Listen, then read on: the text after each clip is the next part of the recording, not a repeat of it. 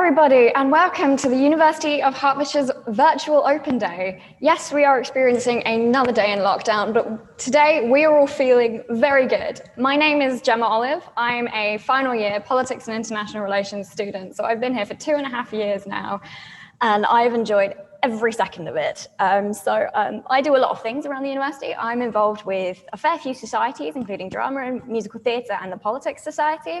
I'm originally from West London, but I've lived in Southwest in Devon for the past 10, maybe 11 years now. I have a fair few interests as well, like current affairs is one of them, especially America. Everything that's happening in America at the moment is like, it's like watching a soap opera. You never know what's going to happen next.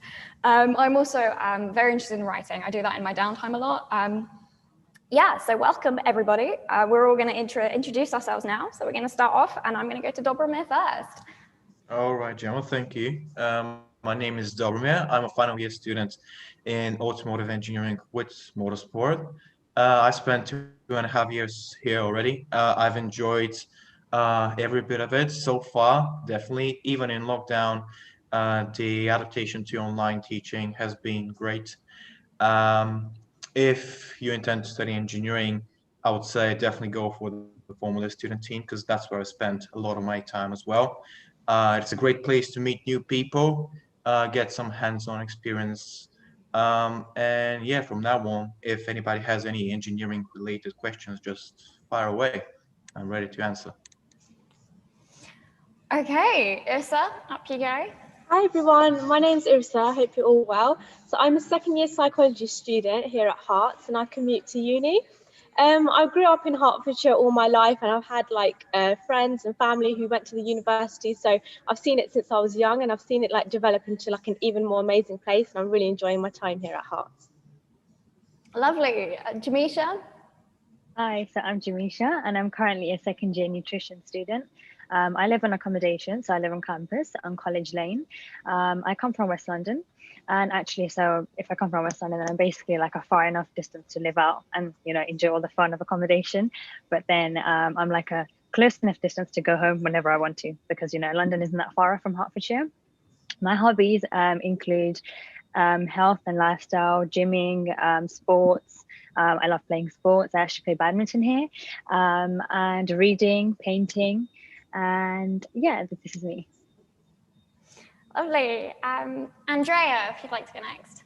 Hello, I'm Andrea Veda. I'm an international student here at Herts from Indonesia, and I'm currently in second year in studying 3D animation here at Herts, and I'm currently in the Telford Common Room, which I must say is very lovely, very nicely decorated. So if there are any prospective animation students, you can also ask some questions and hopefully I'll be able to answer them. I'll also be walking around College Lane campus. Tries on the other campus. You'll know her soon. And yeah. Brilliant. So Tra, off we go. Hi everyone, my name is Cha and I'm also an international student. I'm originally from Vietnam and I'm a final year marketing student. My specific pathway is digital communications and I'm based on the De Havilland campus. I used to live on this campus in my first year, but right now I already moved to a shared house. So if you have any questions about either accommodations on campus or off campus, I will be very willing to answer. My hobbies include graphic design, photography, and everything art related. So if you have any questions about joining societies that are art related or joining activities that are art related on campus, I'll be happy to answer as well. Brilliant. And Tra, you're in the sports village right now. Could you just give us a little tour, a little show around?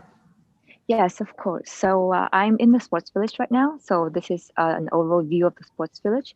We have all sorts of equipment for any kind of sports you want to participate in. We also have active student sessions, which are free sessions that everybody can join. We have a timetable of different sessions, for example, cardio, dancing, yoga, volleyball, basketball every week, and it's completely free to join. Apart from that, if you want to access the gym, here's an overview of the gym. We have treadmills and all sorts of equipment. There are also memberships for the gym as well. We have bronze, silver, and gold, which are essentially the 3 price range of the gym. With the membership, you can access all of the equipment, the classes, the swimming pools. There's a swimming pool outside and the rock climbing wall as well, which I will show you in a few minutes. Basically, the gym is available on 2 campuses. We have the gym here in the Havilland and also another gym on the other campus, the College Lane campus. Based on your membership, you can access the gym at different times. If you buy the gold membership, you will be able to access it 24/7. But if you purchase the cheaper options, it will be available at limited times only. Its entire facility is called the Sports Village on the De Havilland campus. And apart from the gym, we also have different halls for active student sessions, like I've just mentioned. And inside we have basketball courts and volleyball courts. We also do dancing and yoga as well.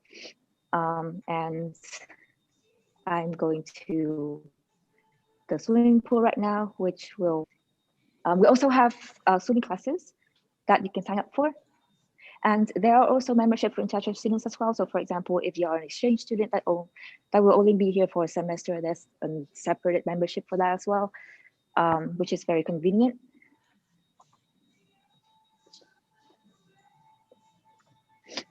It's a lovely space over there. Yeah, so as you can see right here is the rock climbing wall. It's one of our signature facility of the Sports Village. And over here we have the swimming pool.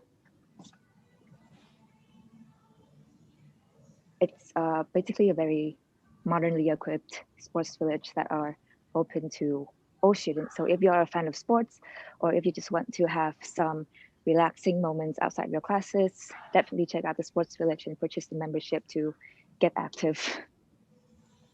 Brilliant, thank you. Thank you so much for that, Tra. So yeah, so welcome today to our live stream again. It's a real shame that you guys can't be with us here today, but we'll be around.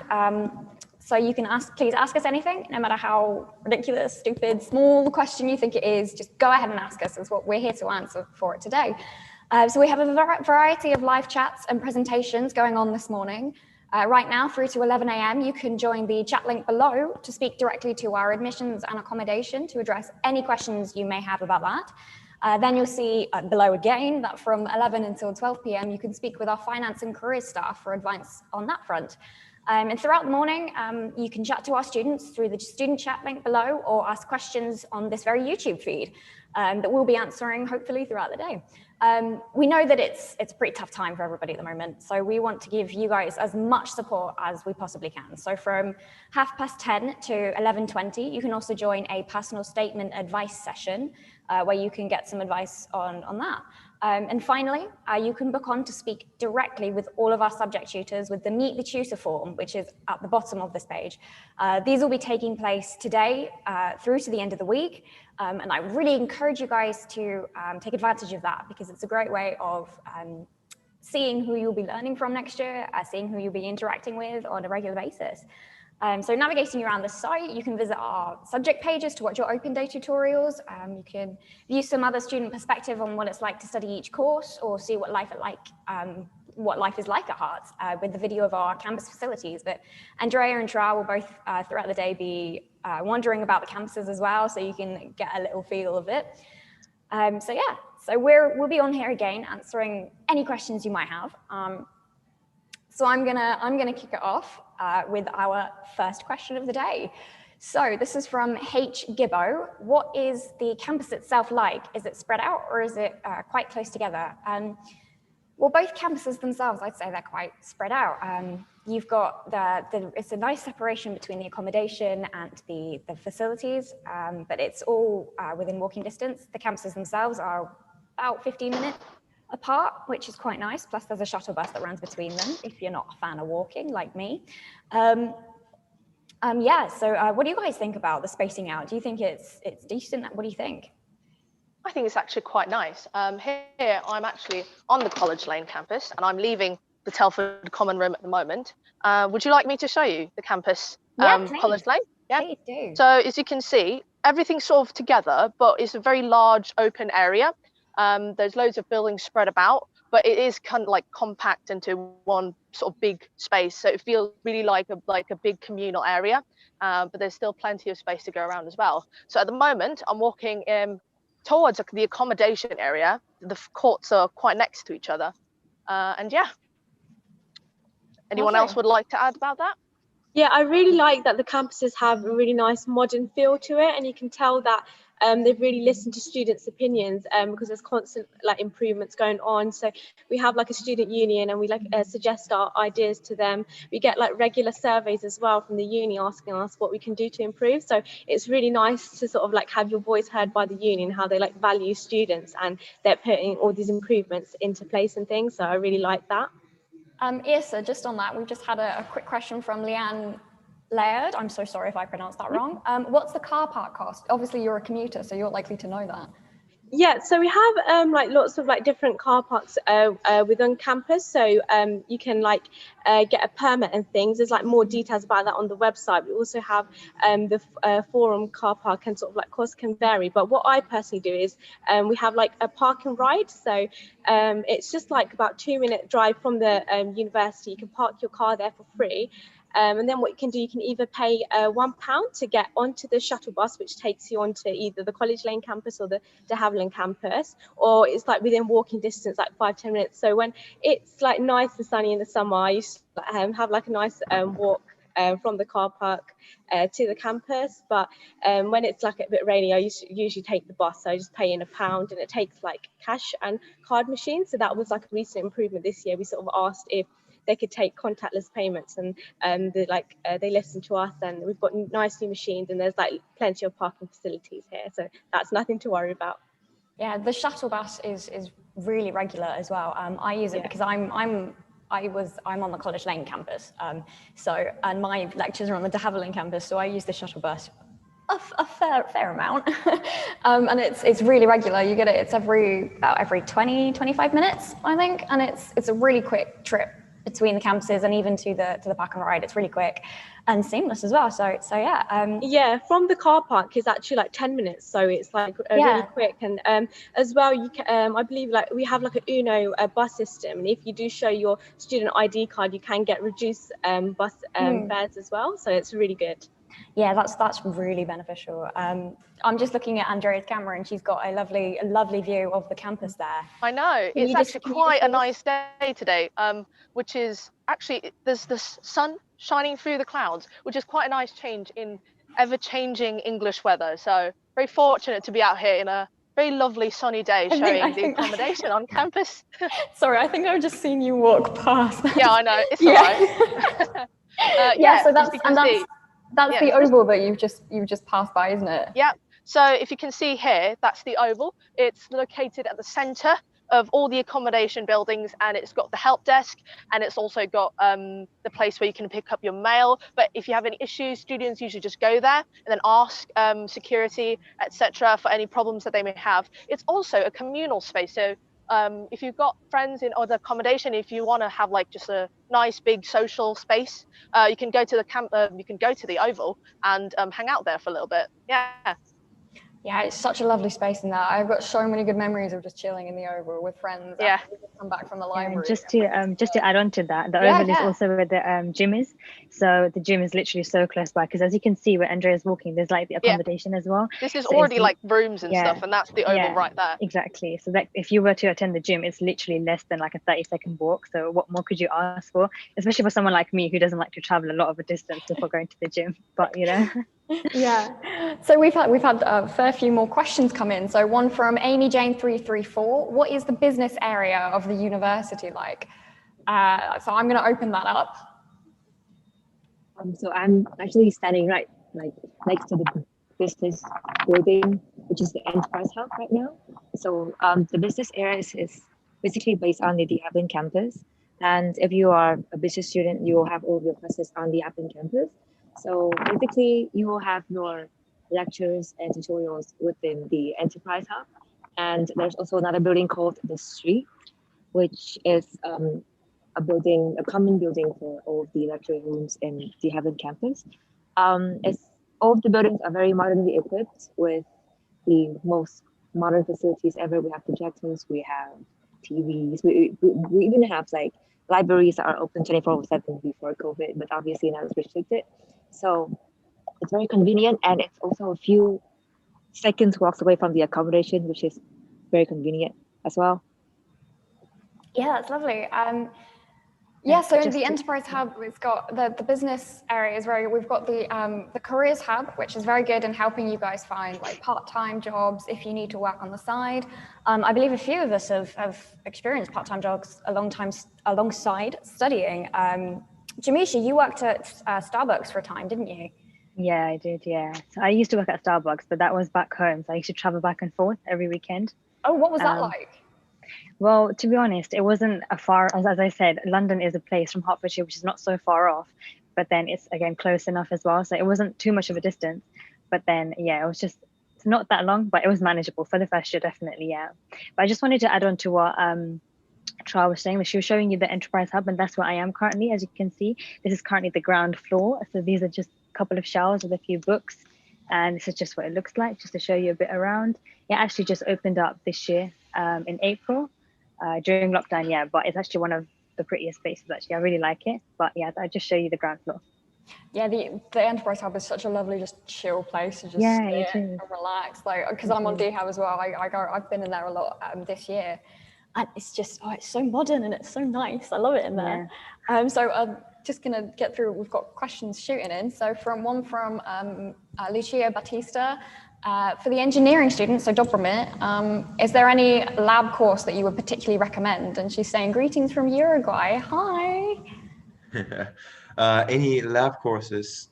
As an engineering student now, you'll be expected to have a lot of hands-on experience. So I would say from extracurricular activities you can take would be to definitely join the FS team, the Formula Student team. In terms of laboratories, I would say the university provides you with more than enough lab sessions. It would give you the opportunity to work on topics like vibrations, balancing stuff. It would give you the opportunity to work on electrical circuits, regardless of the scope of engineering that you're taking. So yeah, I would say the university definitely takes good care of having lab sessions, having hands-on experience, and gives you the option to do some extracurricular activities, which for every engineering student would be the Formula Student team. I hope that helps. Thank you, Dobromir. We've got a very, very important question here from Mia Rivera. What makes this university better than others? I think for me, the kind of atmosphere that the university has created for the students, the network of support that's available for us, and also the ease of which you can make friends. They put on a lot of activities, they put on a lot of events for you to go out and meet new people. It's always like buzzing with activity. Even under the COVID-19 situation, they're striving to make sure that the students are getting out, that the students are having the best experience that they can. So I think what puts this university above all the rest is the fact that they are always 100% putting the students first, which I think is excellent. I definitely agree with that, Gemma. Like I've literally seen it, how they've adapted to this like current situation. You know, that like the standard is still like exceptional. Like the atmosphere here, it's so like it's unmatched. It's so friendly. I'm in the Hutton Hub right now, and upstairs we have like student wellbeing services here. So we have counselling and mental health services, and even throughout lockdown, that's all switched online. But like they're still caring so much about student wellbeing, and that's something that definitely stood out to me about this university, how you, the student, are at the like heart of this university, and you will be heard and you're put first, and that's something that like I'm like so grateful for the university.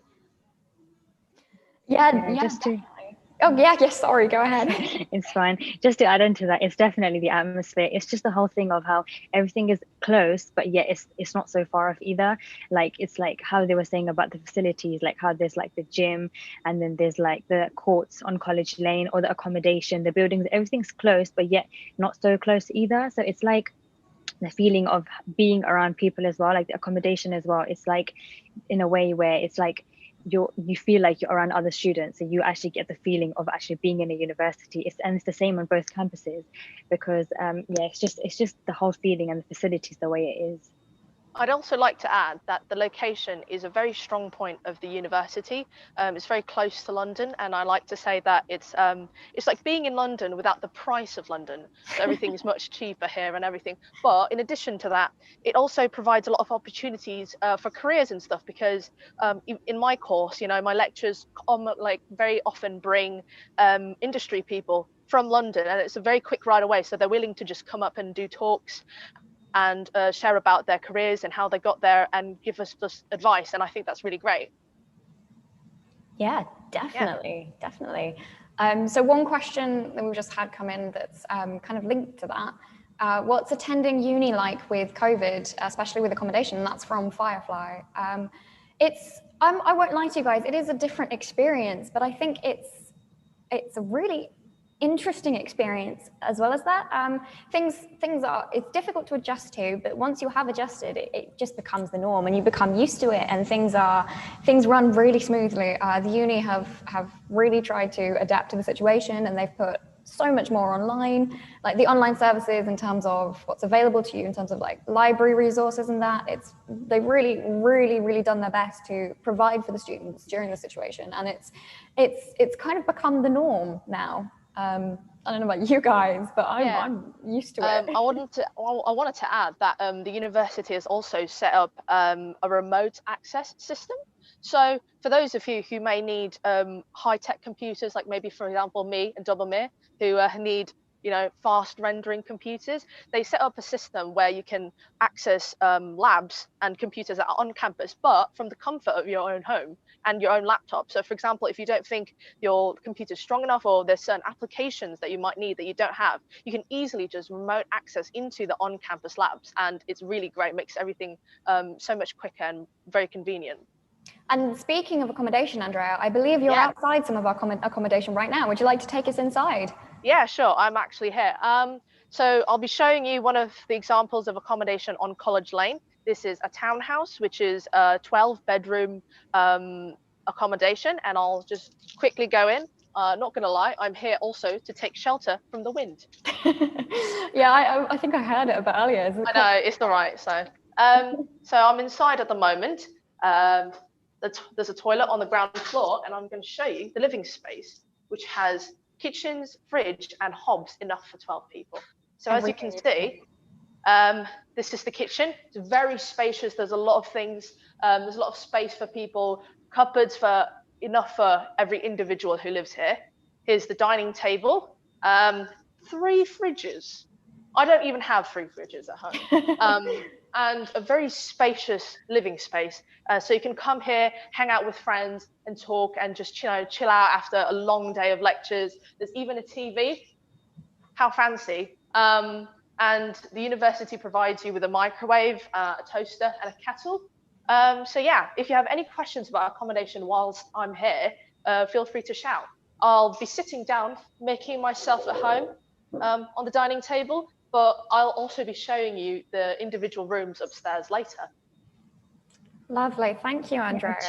I just wanted to add on to that question, sorry.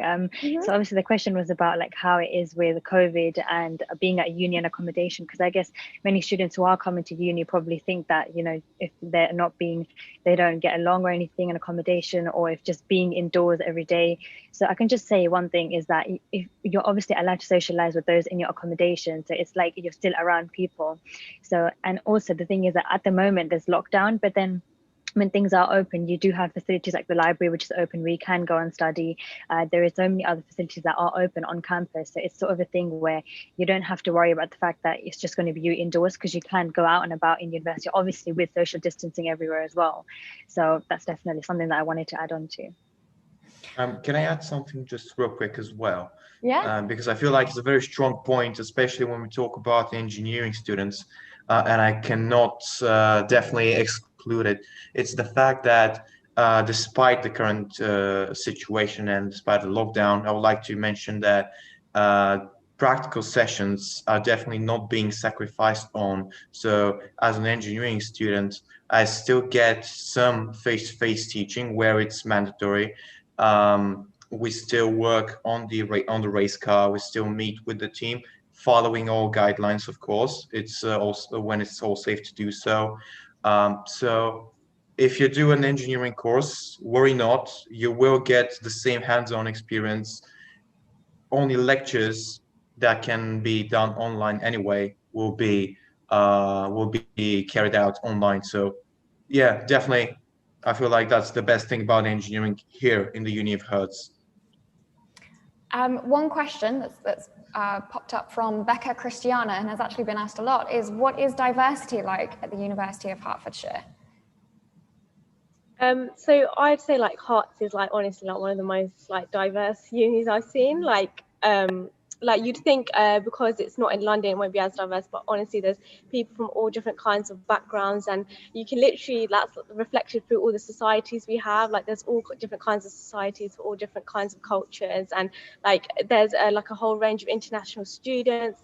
On our de Havilland campus, you're just going through like this corridor and there's loads of flags everywhere just showing like all the countries where lots of people are from, and I think it's just a really nice environment. Like if you were to come to the university and like experience it yourself, you just look around you and you just see all the different blends of cultures, and I really like that. That's something that attracted me to the university as well.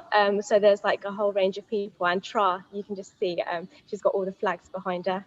Yeah, I was just going to say, Tra is in the street right now, and you can see all of the flags and everything that have popped up, and that's such a lovely bit to walk down. I know that when I walk down it, it always makes me feel welcome, and it always makes me feel like a part of the university, truly.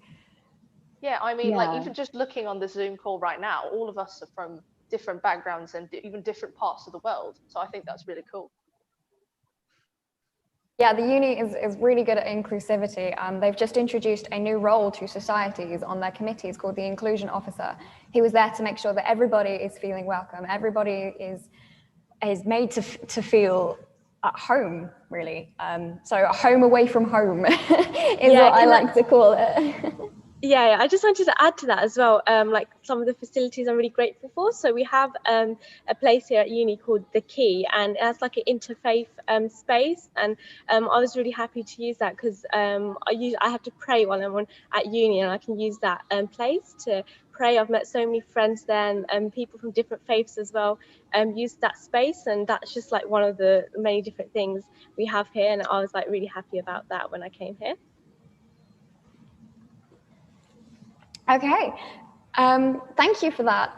So we've got another question from Jack Dacey. What's the Wi-Fi like? The Wi-Fi is pretty good, not gonna lie. You'll see, like Andrea and Tra have been walking around campus, and it's, I mean, you can see that it's doing quite well.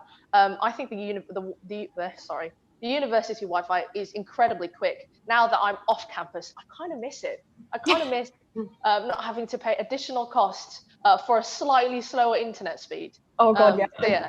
Completely agree with that. Completely agree with that. There's also Ethernet cables that you can connect to your own laptop computers in your room, which I used a lot in first year because being in animation, there's a lot of stuff, there's big files you have to upload, and I never had any trouble really with uploading any of my assignments. If it's all right, I'm kind of going upstairs so I can show our lovely viewers. Please do. We've just had a question coming from Alec Brown asking if we can see what the bedroom spaces are like. So please. Right. Yeah, so I'm in the townhouse, and I just said that it's a 12-bedroom. So there's 4 bedrooms on each floor, and there's about 3 floors. And I've just been in the kitchen, so now I'm going upstairs. Lights that instantly come on, how convenient. But on every floor, like I said, there's 4 bedrooms, 2 on one side, and then 2 on the other. Sorry, there you go.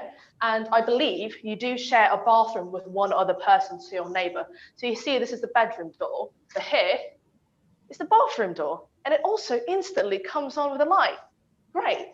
And you don't want to be stuck in there when the light goes off, though, do you? I know, exactly. No one can cheekily turn on your bathroom light when you're inside it. So now I'm inside the bedroom. It's a lot like what I lived in first year. And this is what it looks like from the door. So you've got a double bed. Here are a mattress lining that you can order, and the university will provide for you when you come on campus on the day of your moving in. Plenty of wardrobe space for all your clothes and your knickknacks, everything to remind you of home. storage as well up here. You'd be surprised at how much this room can fit. They were still left over when I came in. Your table and your chair and the view outside of the other accommodation buildings, which I would say is quite lovely. So if anyone else has any other accommodation questions, I think I'll just sit here for a little bit and answer them. We've had one come through from me, MMN. From 0 to 10, how clean would you say student accommodation is? I'd give it, I mean, I lived in Telford Court in my first year. Which you saw Andrea start in at the beginning of the stream, and I would say it was a 9. I would give it an 8 or 9 out of 10. It's very good. It's very high standard, I would say, and you can see where Andrea is right now that it's very clean, very modernly designed as well. This is in Schofield Court at the moment. I would say that on-campus accommodation I'd rate it a 9. However, it also you have to work with your roommates and flatmates to keep it a clean social space as well. Yeah, because they do weekly checks to make sure that you're keeping the communal accommodation clean. Yeah. And you get ranked again 0 to 10 on that. Yeah, you do. You get little cards that score your cleanliness. I remember in first year we got a 10 on our card. I think we only got an 8 once during the entire year that we lived there, which, I mean, that's very impressive. I'm proud of that. Yeah, I would be proud of that as well. So one person's asking, strategize my life, is asking what course are we all on? So I do politics and international relations, which is a pretty intriguing subject to be studying at the moment, given that we've got Brexit going on, we've got COVID-19, and also what's just happened in America. So it's pretty jazzy time to be studying politics for me, and I'm really enjoying it. The course is really engaging. The subject content that we do is very modern. We're doing at the moment, I'm studying stuff like politics of the European Union, international political economy. You do modern political philosophy is one in your second year. They've got new modules are being introduced as well. They're very up to date with the content that they provide. So you guys definitely talk about what you've been up to. I do automotive engineering with Motorsport. I'm in my final year. I'm really enjoying the course so far because it gives me a nice blend of theoretical knowledge, in my case, about cars, about motorsport, about high performance vehicles. But in addition to that, it gives me practical hands-on experience. So I've had the chance to work on the Formula Student car with the Formula Student team, really nice guys and girls as well. Everybody is so keen to help you out, especially more experienced students than you. So, for example, in our case, I'm a final year student, so master's degree students help us out and they lead the team. So, yeah, that's in a nutshell, that's what I do in my course. Lovely. Before we continue, I just want to say that if you've just joined the stream, welcome. Throughout the morning, we have several chats going on. Here we have students who will be answering questions throughout the day. Right now, if you just go below this video stream, you'll find a link to the accommodation and admissions chat, which is taking place until 11. So make sure you jump on that. And a student chat, which is running until 1. And also, don't forget to book onto your Meet the Tutor event to get to know tutors from each course and watch all the on-demand tutorials within the subject pages. The form for that you can find at the bottom of the page. And I'd really, really encourage you guys to do that because it's a great way of seeing who you'll be learning from next year, as well as seeing who you'll be interacting with on a regular basis. So please do continue, you guys. I'd like to say that actually, sorry, go on first. Yeah, it's all right. You can start first. Okay. I was going to say that I'm going to leave accommodation now. Hopefully, I'll be able to come back once I do my loop around campus. But I'm going to be talking about the course I study, which is animation, and I think animation, not to toot my own horn, is the best course in the country here at Herts. I do have evidence to back that up based on several competitions that the animation course has attended. So I'm not just saying that. It's really great. There's a lot of, the lecturers are so helpful. There's a lot of up-to-date industry applications and computers as well that can do all the things you want to do for animation. And I've just had a really great time having friends who are just as nerdy as I am, who are interested in the same things as I am. But yeah. Brilliant. Yeah. Yeah, go on, Tra. Sorry for interrupting you earlier. Yeah, it's all right. Don't worry. So I'm a marketing student, and my specific pathway is digital communications, which means I essentially study marketing, but with a specific concentration on digital communications. I'd say it's a very interesting course because it's a mix between an academic course and a creative course, and it's also a very career-oriented course as well. So basically, we are very well prepared for our career, and we even have like real companies and real clients coming to brief our assignments. So we get to work with real clients ever since first year, which leads to a lot of internships and part-time job opportunities. So I'd say it's a plus.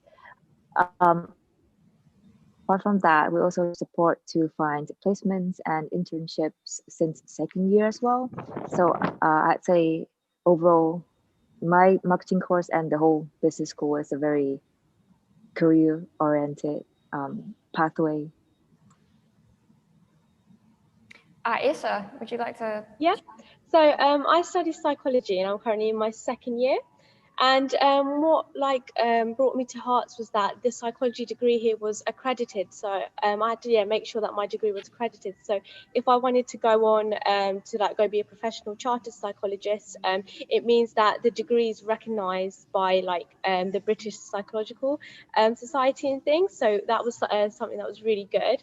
I really like that there's some flexibility in my course. So in your third year, you can choose some modules that interest you. So I can choose out of counselling, clinical psychology, health psychology, forensic psychology. So I like that there's a range of what I can choose from, and it's quite career focused as well. So I'm really happy that we have a module in my second year currently. So we've got work experience. So you had to get 120 hours of work experience, and what that means is that when you go on to graduate, you're already one step ahead of the game. You've got that experience, so it can really help you when you go and get a job. And currently, I'm right now in the Hutton Hub, and here we have career and employment service as well. So here they can check your CV and give you help with interviews and assessment centres. So I'm really grateful for that, because the university has a high rate of graduates that either go into further study or employment within the first 6 months of graduating. So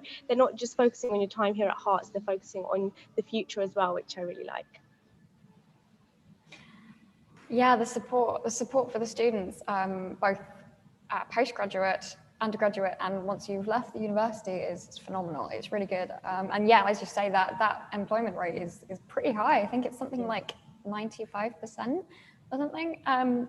But yeah, Jamisha, would you like to share your course? Yeah, so I'm basically a nutrition student. So as you can imagine, it's all to do with health and lifestyle, diet, and how, the body works, where the food goes.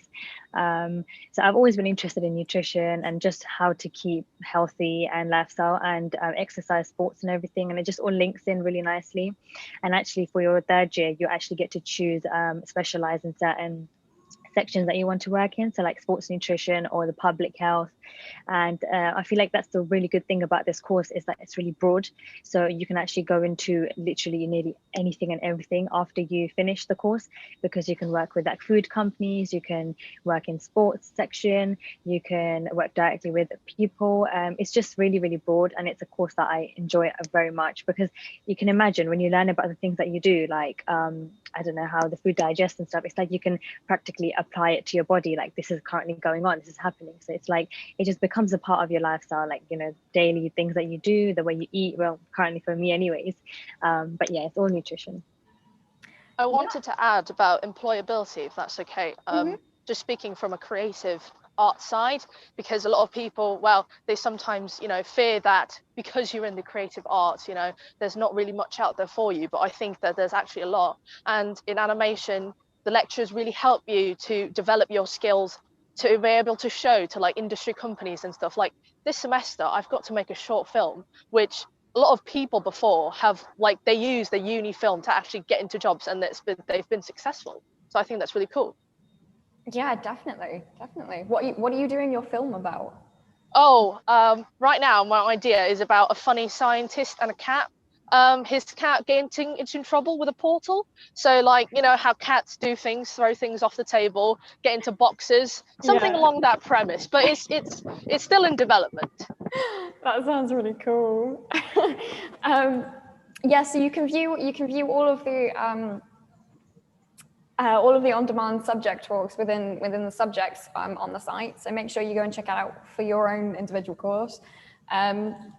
So the next question that we're gonna cover is, did any of you, it's from Saffron H, did any of you have to do interviews before being accepted? And if so, were they very formal or more relaxed? I don't know about you guys, but I didn't have an interview. And I had an interview actually because I was international. I'm not sure if it's applied to all students, but I did get interviewed before I got an offer. It wasn't too formal. They were like the interviewers were pretty relaxed, and it was essentially a kind of casual chat between me and the interviewers, just to get to know more about my goals and what I would like to do in university and my desired course, and a little bit about my hobbies and my interests and stuff like that.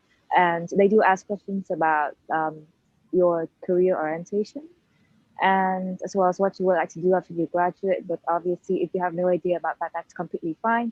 I think it's just basically a casual chat where you genuinely and honestly express yourself to interviewers, and just to try to talk about your interests as well as what makes you unique and what makes you stand out among other candidates. Apart from that, I think that there isn't any stress at all. And yeah. Lovely. Andrea, I've just seen you just walked through the forum. Yeah, I did. Sure. So this is the outside. I just had to wear my mask because I was indoors. But this big old building is the forum, and a lot of social events happen there. The cafeteria is there, the subway, a local Starbucks, and a campus shop as well, so you don't have to go too far if you're in need of food. And right next to it, so this is the big communal area of Herts. Right over there is the Ellie House, which is our sort of local bar and kitchen. But don't be fooled, because the prices there are very cheap, very student-friendly prices. So a lot of people go there to hang out on Fridays after they've had a long week. They just sit at the Ellie House and have, like, you know, burgers, chips, all that good stuff. Here is the Hutton Hub, which I think is like the sort of informative centre of the campus. You know, we've got the international office as well, and well-being. I think Irsa can talk more about what the contents of the Hutton Hub is. Yeah, so I'm currently in the Hutton Hub. I'm in the lounging area downstairs as well. It's really comfy seating, I must say. So yeah, here we've got a sort of range of things. So behind me just here, we've got the Ask Herts Student Information Hub. So that's the Ask Herts Hub. So if you've ever got any queries or just need any help with anything, this is sort of like the main place to go. And there's like lots of friendly people here working to help you. As well as this, we have an on-campus medical centre in here. So people can give you like medical advice, because I know like if you're living on accommodation, it could be quite like a bit weird, like, oh, like where do I go for medical advice? So we've got that all here as well, and I believe they're also linked to a GP as well. So everything is like on campus. It's really nice to know you have like, somewhere to go if you needed medical advice. So we also, as I talked about, we have the career and employment service here, so they check CVs, give interview tips, and there's also occupational health upstairs. So if you are having like placements within your course, they sort of give you advice and stuff about that when you're going on to your jobs, and if you ever had any issues, you sort of come up here. And yeah, the main point that I really like is that the student wellbeing services, which I really like at the university. So we've got counselling, mental health services and disability services. So there's always someone there to sort of have a chat with.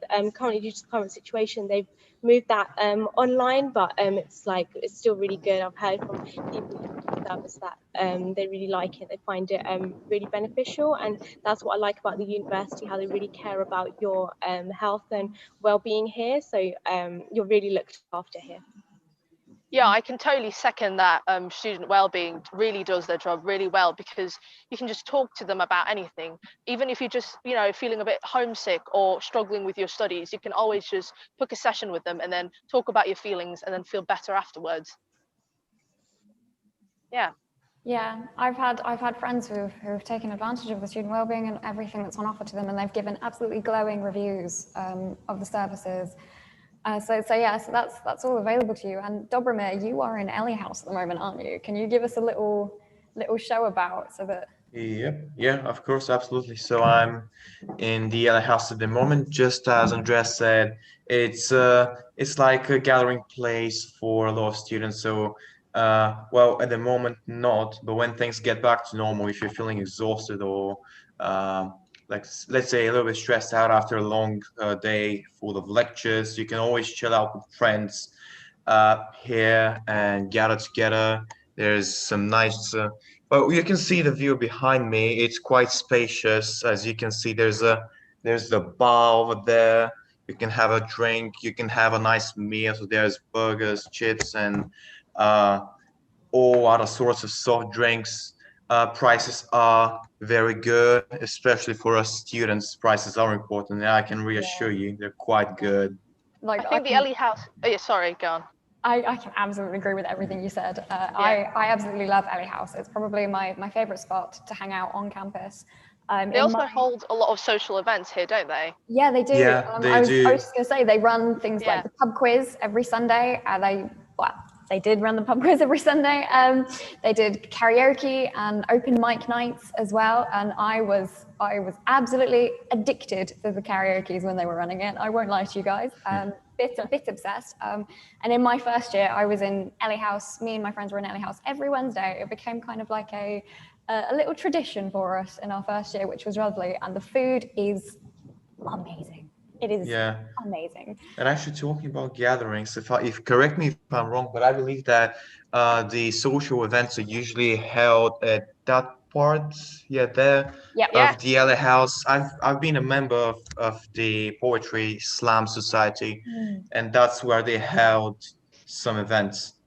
Yeah, the Ellie House is open to societies for them to use as well, and they put on a bunch of things. They had last year they ran the LGBTQ plus society ran their markets just outside the Ellie House, and the Ellie House contributed by creating LGBTQ style cocktails, and they had an entire theme running for the day, which was an amazing thing. I can remember going and having an absolute whale of a time. So the Ellie House, a lovely place for students just to chill and hang out. And even this general big area between the Hutton Hub Forum and the Ellie House, I'm pretty sure they use it a lot for events. Like I remember my first week here, not knowing anybody, they held certain events for international students, and they had like little stands for food and etc. and little fun games and events, which really helped me feel welcome. Being a new foreigner in a different country. Yeah. I just wanted to I just wanted to add on to that. So because we're talking about events, like anyone who's interested in nightlife or wanting to know about that. So obviously at the moment things are in lockdown, but hopefully when things get better, the forum is where they take place. So in the forum at the top, if Andrea maybe goes back in there, but at the top there's go upstairs and then there's like a little section. See at the window. There's you can. Yeah, that's where it takes place. And it's really good. Yeah, it really is. So we're having we've got a bunch of questions that are coming in. One from Kirandi Aljla. I'm so sorry if I pronounced that wrong. How long do you stay in accommodation, and can you move out when you want? You can stay in accommodation pretty much your entire time at university. If you want to, that's completely up to you, and you are allowed to move out whenever you like, as long as you let the team know. I'm pretty sure that's how it works. Yeah, I was going to add. I think accommodation is quite flexible here, which I really do enjoy. They have regulations in place regarding the COVID-19 situation. But even on a regular basis, I think the university is used to having people come in and out and exchange students who may only need to stay for 6 months or whatever. And I think they're quite used to having people who may need to leave or for whatever reason. So I think they're really flexible in on when you can leave. But I think the general term is about you can stay for like the whole contract you have on campus. Yeah, they've got I think 3 different contracts available: 42 weeks, 40. Yeah, and like 52 51, weeks. 52. Yeah. Yeah. Right. And another question coming in from Lucy Hemerson. Are you allowed to bring your car to the uni in your first year? Yeah, you are. You're able to purchase a permit for the on-campus parking. And Irsa, I think you can comment a bit more on parking and things. Yeah, I'm a commuting student, so you do have the options to park on campus if you want, but you will have to get like a permit. I think there's more details on the website if you go under there and check the parking. But what I personally do is that we have like a park and ride, which is like a designated car park place, about 2-minute drive from the university. It takes about 10 minutes to 5 minutes if you're a fast walker. I'm a bit of a slow walker. 10 minutes to walk from the car park to the university. So usually I park there. It's free of charge to park there. And then you have the option, of either walking down to the campus, so it's closer to the College Lane campus, or what you can do is that you can take the shuttle bus for £1. So you can pay by cash or card, take the shuttle bus, and that comes to College Lane, or if you're going to De Havilland, or go straight to De Havilland as well. Yeah, so there's like lots of options.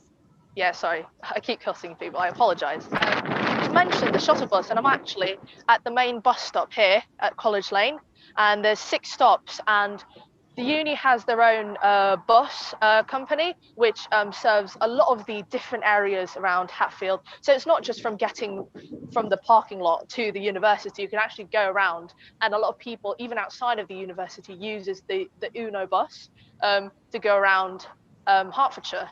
So yeah, when you get the shuttle bus from Park and Ride or DHAB, usually you end up here in front of the forum.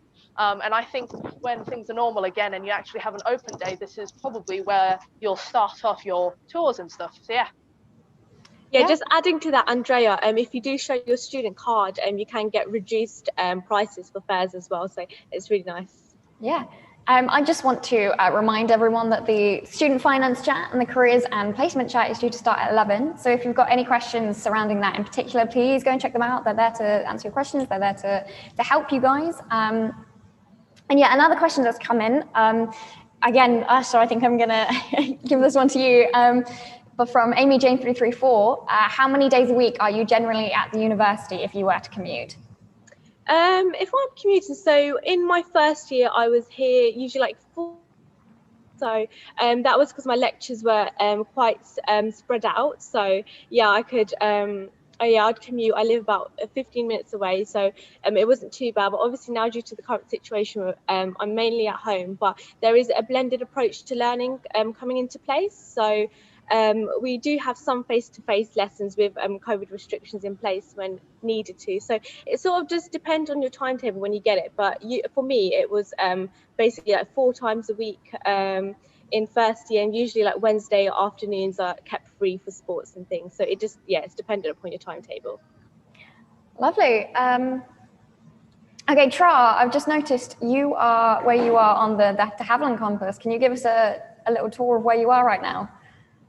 So I'm currently in the accommodation area of De Havilland. So basically all these schools from all the way from starting point to the end of the campus is accommodation. We have around 10 halls, and unlike the College Lane campus, all the rooms on De Havilland are the same. So you will definitely get a single bedroom with your own bathroom in it. So it's a single rented bathroom.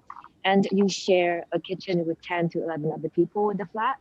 So it's slightly more crowded than the accommodation in College Lane, but the quality is still very high. And basically the accommodation in De Havilland is around £145 per week. So it's slightly cheaper than some of the accommodation choices in College Lane. On College Lane, we have around 5 to 6 different accommodations, ranging from the twin bedroom to the studio bedroom. So you have quite a wide range of options as well. So for the price that you pay for accommodation, you basically pay for electricity bill, gas, water, everything, but you have to pay for the food yourself and the laundry. We have separate laundry rooms on the ground floor of each of these homes. So basically you pay about £5 per wash and dry. It's very convenient. You get your laundry bag in about a few hours, so it's very convenient.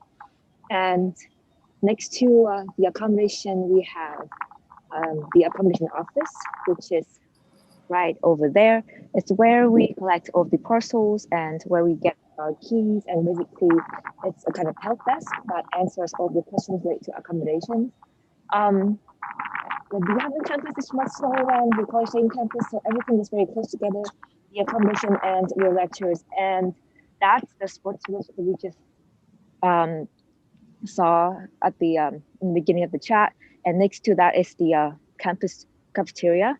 The food here is also pretty good. One meal costs around £4 to £5, and we have quite a wide range of options, including vegetarian, halal, Asian, Italian.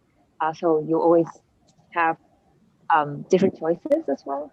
And basically that's the street building, and we also have picnic areas. I usually go picnic with my friends after class in these areas, so it's a pretty relaxing place as well. Pretty much the Hutton campus, it's a pretty small campus, so everything is very close together, so it's very convenient. Lovely. Thank you, Tra. So if you've just joined us today, welcome to your November 2020 Hearts Virtual Open Day. I'm Gemma. I'm currently a final year student at the University of Hearts, and I'm joined today by Jamisha, Dobromir, Irsa, Andrea, and Tra, who are also students here. We're going to be live for another 45 minutes, at which point, not 45 minutes, a bit over that. My timing's off. I didn't check the clock. My bad. But after we finish today, you can head over to the SU Pub Quiz. The link for that is below. Or our student finance and careers team are going to go live in about 45 minutes to answer any questions that you might have. And also don't forget to book your Meet the Tutor session, where you can get to know the tutors from each course. You can just complete the form at the bottom of the page. It's a great way to meet who you're going to be learning from and who you're going to be interacting with regularly. Also seeing that there's a few questions coming in about seeing where the lecture buildings and where you actually are going to be based. So you can do, the Meet the Tutor thing is a good way of finding out what the facilities look like. So if you're interested in seeing that, please do fill out that form, and you can get to know where you'll be learning. The Careers and Student Finance Talk starts at 11, and it will be running for an hour. So please do take advantage of what we've got on offer for you guys today. So we'll be here still answering your questions all of online today. So, and the accommodation tours will start again in mid-December for anybody who wants to have a more further, in-depth view of the accommodations themselves. So we're going to carry on answering a few more questions today.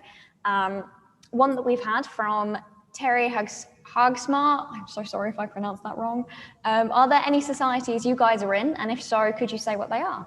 I'm gonna start off because I have a very extensive experience with societies. So in my first year, I helped set up the Disney and Creative Writing Societies. Last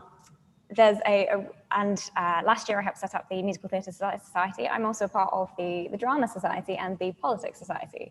But there are so many different societies available to you guys. There's over 100 available on the list. You can check them out on the Students' Union website. We're all, I think, most of us are all a member of society. Dobromir, you were chairman of the Balkan Society. Have I got that right? Yeah, that's true. I was a member of the Business Society my first year.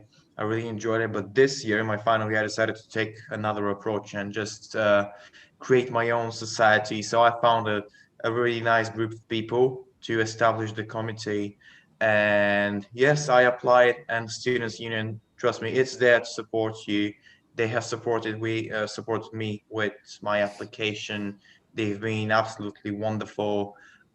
They have a budget that they can give to you to organize events, to host in the current situation, to host online events.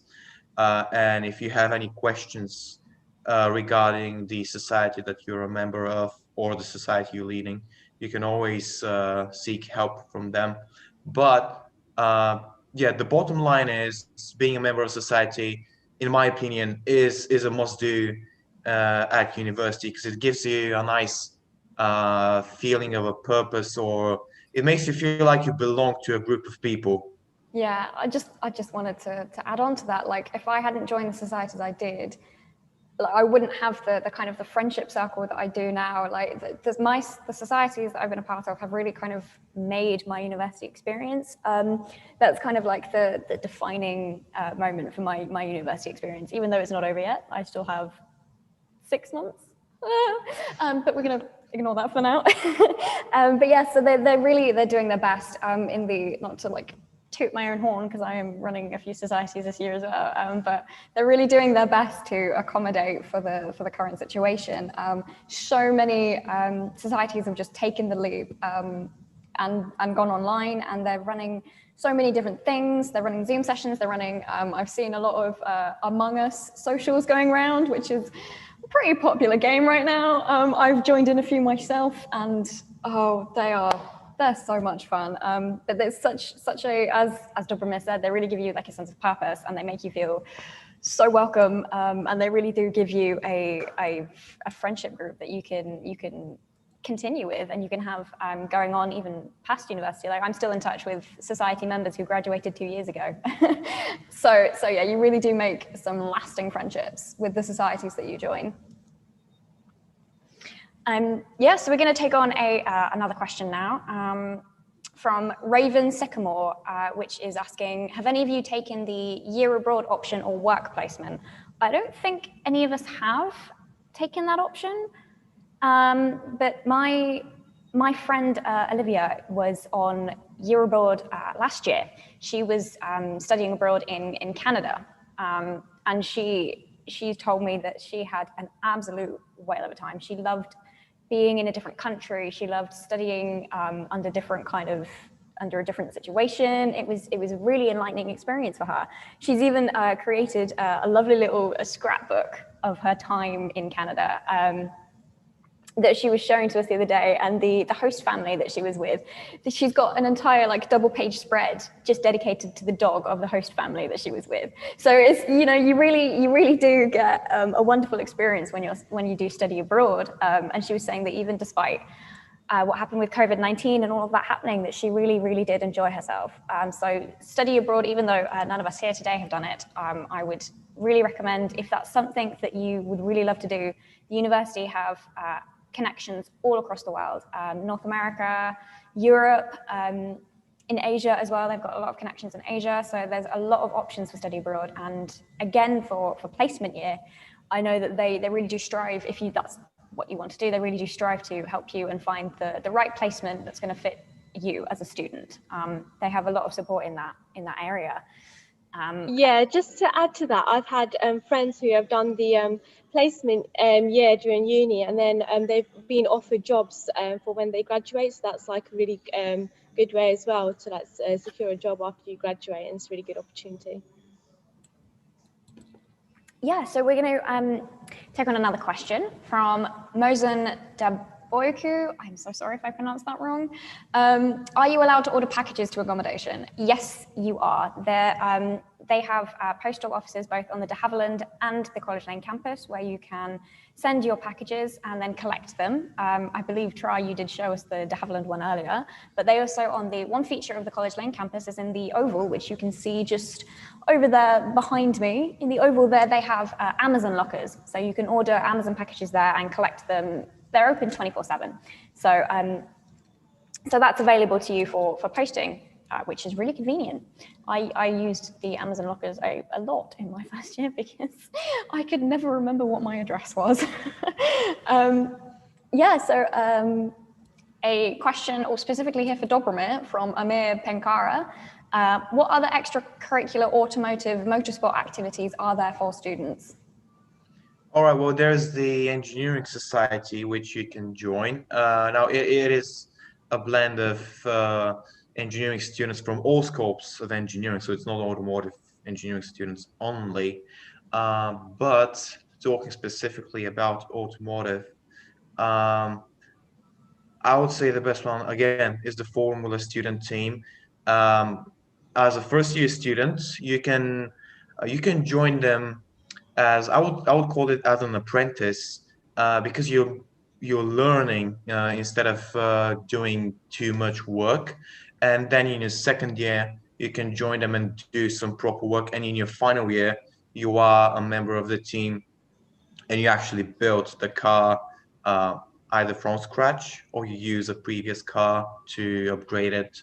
Um, but in addition to that, at least I don't really use any other activities because trust me, the Formula student team will take up a good amount of time from yours, but it's a very pleasant experience. It's definitely worth it. Yeah, thank you for that, Dobromir. And Amir, I hope that answers your question. So Yeah. we've had a lot of questions coming through about the science block and the kind of paramedic and nursing facilities. Jamisha, I think because you're a nutrition student, I think you're probably best to answer that. So can you tell us like what the science block and what that building is kind of like? Yeah, so the science building is actually one of the buildings that actually looks really nice. So it's basically where majority of the practicals are based. If you have a course on which you have a lot of practicals, then you'll basically be in the science building a lot. Well, I am. Well, not a lot, but you know. And it's literally where you have practicals, and it's like it's got a massive computer room as well with loads of computers. So if you have a lot of computer-based work for your course as well in groups, then they also take place over there as well. So it's majority of it is to do with lab work and practicals in the science building. And I believe Andrea, you're just walking up towards the science block right now. I am approaching the science building, which even from down the hill here, you can see. Sorry about the wind, but you can see that it's just a massive, beautifully looking building that you can see from here, and it's right across the library as well. But yeah, if you just wait for a little bit while I get there, I'll show you around. Why don't you talk a little bit about the building behind you, the Film and Media building, which I believe is probably the most expensive building on campus. I think it is. I'd like to say it is. So, well, I'll talk about that first before the science building. This is where I go to school, the animation, for animation, sorry. But it's also available for film students and music students. So we share the whole building with them.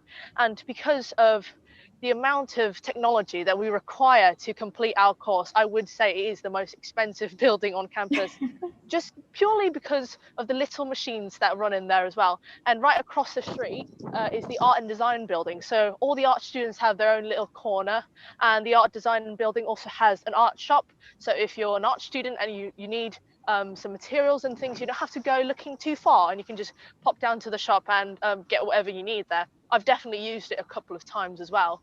And there's also a loan store where you can borrow some anything. Well, not anything, sorry. But you can borrow any tech that you might need that you might need on your course. So film students often loan the cameras and maybe some other things like cables, monitors, and yeah, so that's all available to you on campus. Yeah, brilliant. I've got a fair few friends who are doing film and TV and kind of music composition courses, and they always say that they're rather intimidated by what's going on in the building, and they're very mortified, I think is how they put it, of breaking anything for fear it having a very expensive price tag. It is very frightening. We do, the lecturers who are in the building mention to take good care of the materials, anything that you're using, really. Yeah. You're just about at the science block now. Yeah, I'm actually underneath the science building, so now you can see it in all of its glory here, because it will be far too big for me to film up close. So as you can see, I'm heading up the hill right now. This is the science building, and across it is the LRC, which is the library, and it's huge. It's got loads of books and computers, and I spend a lot of time there. I think Dobromir can also attest to that. But they've got lots of computers, and so you can hang out there and study with your friends and complete all your assignments. They've got lots of resources as well. Not to worry, they do have campus also has their own LRC. And for us who need more higher tech computers, we've got a little technology suite, which has all the softwares and the capabilities that we might need for it. But yeah. I think, Tra, you're just outside the de Havilland LRC, aren't you, right now? Yeah. You're on mute, Tra. There we go. Sorry for that. I had to mute because of the sound. That's all right.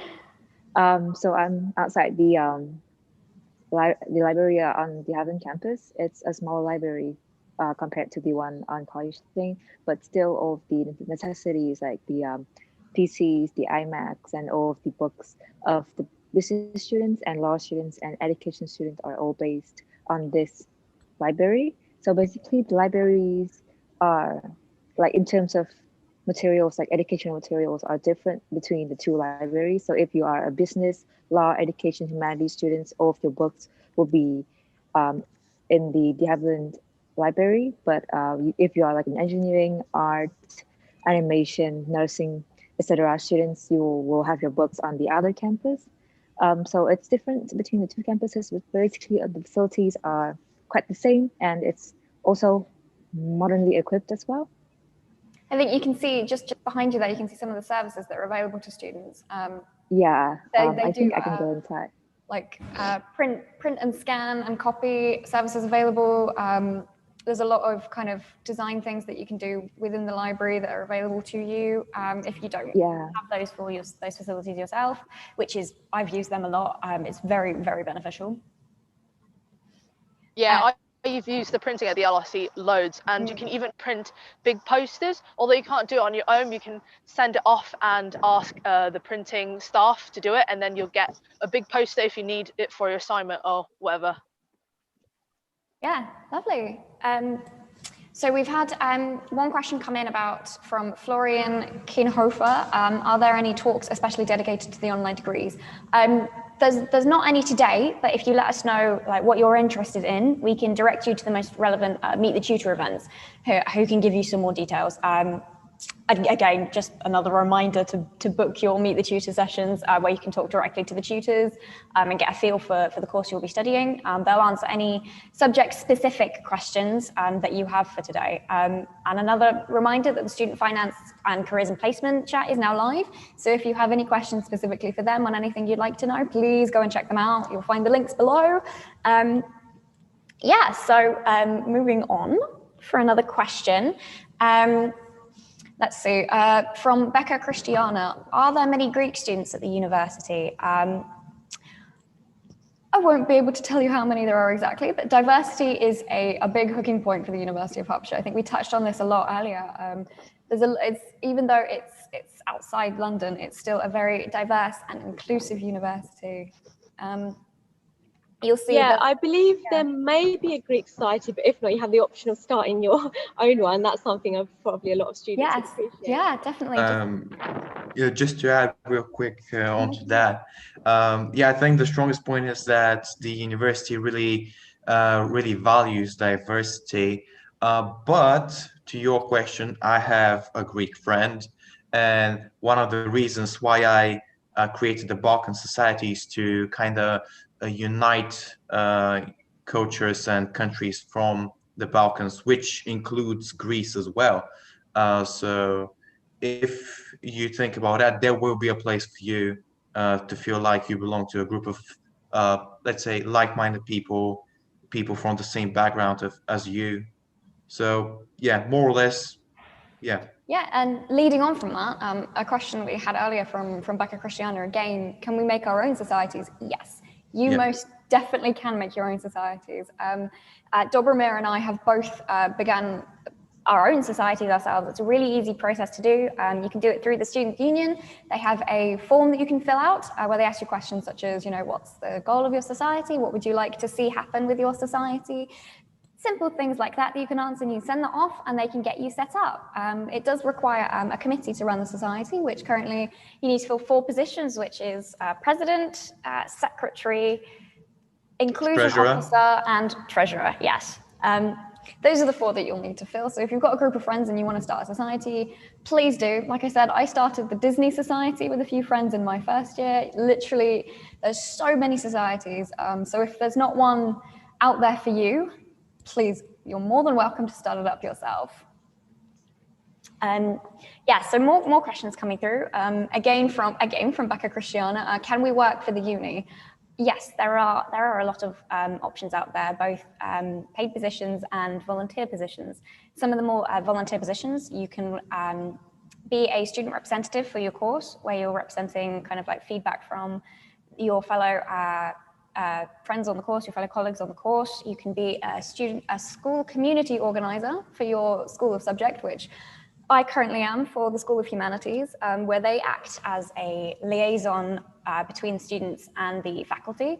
Those are some of the options available to you. There are also paid positions such as student ambassadors. I believe you guys are all student ambassadors, so you could probably expand a little more on that than I can. Yeah, I would say that being a student ambassador is it's a very nice experience, because it's not a single thing you do. The nature of the work you do is different for basically every different task you do. Sometimes we can guide a group of people around the campus. Sometimes I have helped out people distribute hoodies to newly arrived students. So it's a lot of different types of work you can do. You get to meet a lot of people, new colleagues, new students, and all of that. And it's very flexible. I think the most important bit is that it's very flexible. You can work as many hours as you like, if there's a job offer, of course, but you shouldn't exceed the limit of, I believe, 15 hours a week, because in the end of the day, studies are your priority. You're a student, after all. On top of that, you can also find work at the Ellie House, which is the local pub, and in the forum itself, when they run their events, there's the Students' Union shop you can find work at. So there's a lot of options open to you if you do want to work for the uni, but also the uni support for finding part-time jobs alongside your studies outside of the uni is, there's a lot of support available to find something for you. Yeah, so moving on to some more questions. We've had one come through from Rob Hill asking, are there any rugby teams that you can join? I know nothing about sport, so I'm going to pass that on to you guys.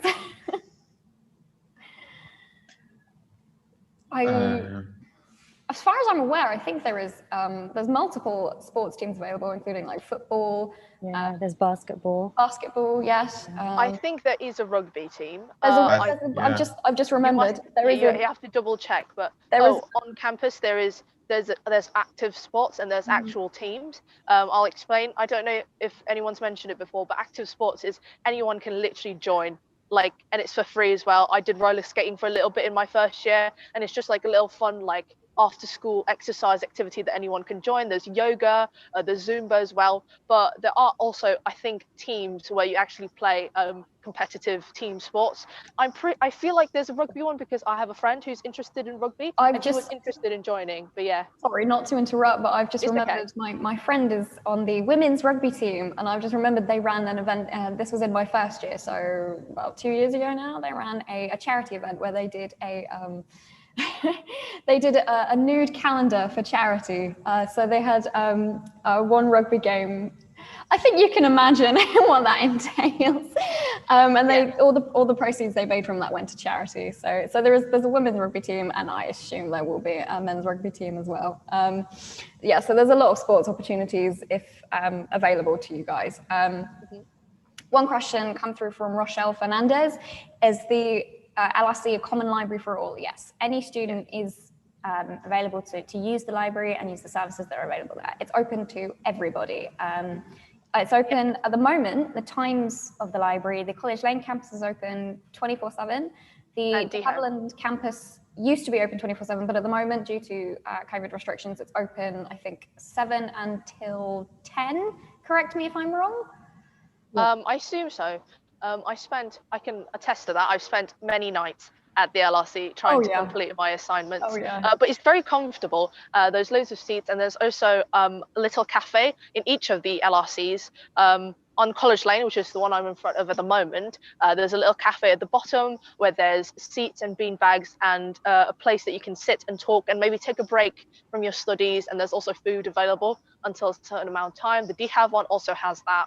So it's a really nice place to do your work and study in. And I've spent many days completing my assignments here. Oh yeah, me too. Many coffee-fueled 3 a.m. Yes. all-nighters pulled in the library trying to get stuff. Yeah, something I also like about the library in the College Lane LRC is that the different floors are for like different study needs. So like you have like the ground floor, the cafe for chilling and stuff with the comfy seats. And then as you get onto like the first floor, it's more of like group studies. You have individual study rooms if you prefer studying on your own, and then at the like top floor it's silent study as well, so that it's like a range of different study environments. It's a huge building. There's also even quiet rooms for when you really need to finish that chapter and write all those notes without anyone disturbing you. There's little areas for that so people can concentrate, but you can also chat away in the little communal areas at the bottom. And it's, as you can see, it's a huge building with lots of different floors and many books and resources inside.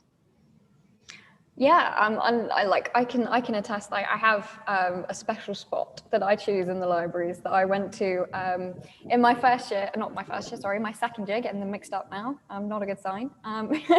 My second year, I had a break between my lectures for about 3-4 hours on Monday and Tuesday, and I would just go and sit in like a special spot on the second floor where you can see it was like really spread out, and you can see everywhere and you can see everyone, which is nice for me when I was doing that because I liked people watching, I think is the term for it. Yeah, and if anybody would like sit in that spot, I would not be very happy. I would kind of like find somewhere near to them and just give them kind of like a dead look.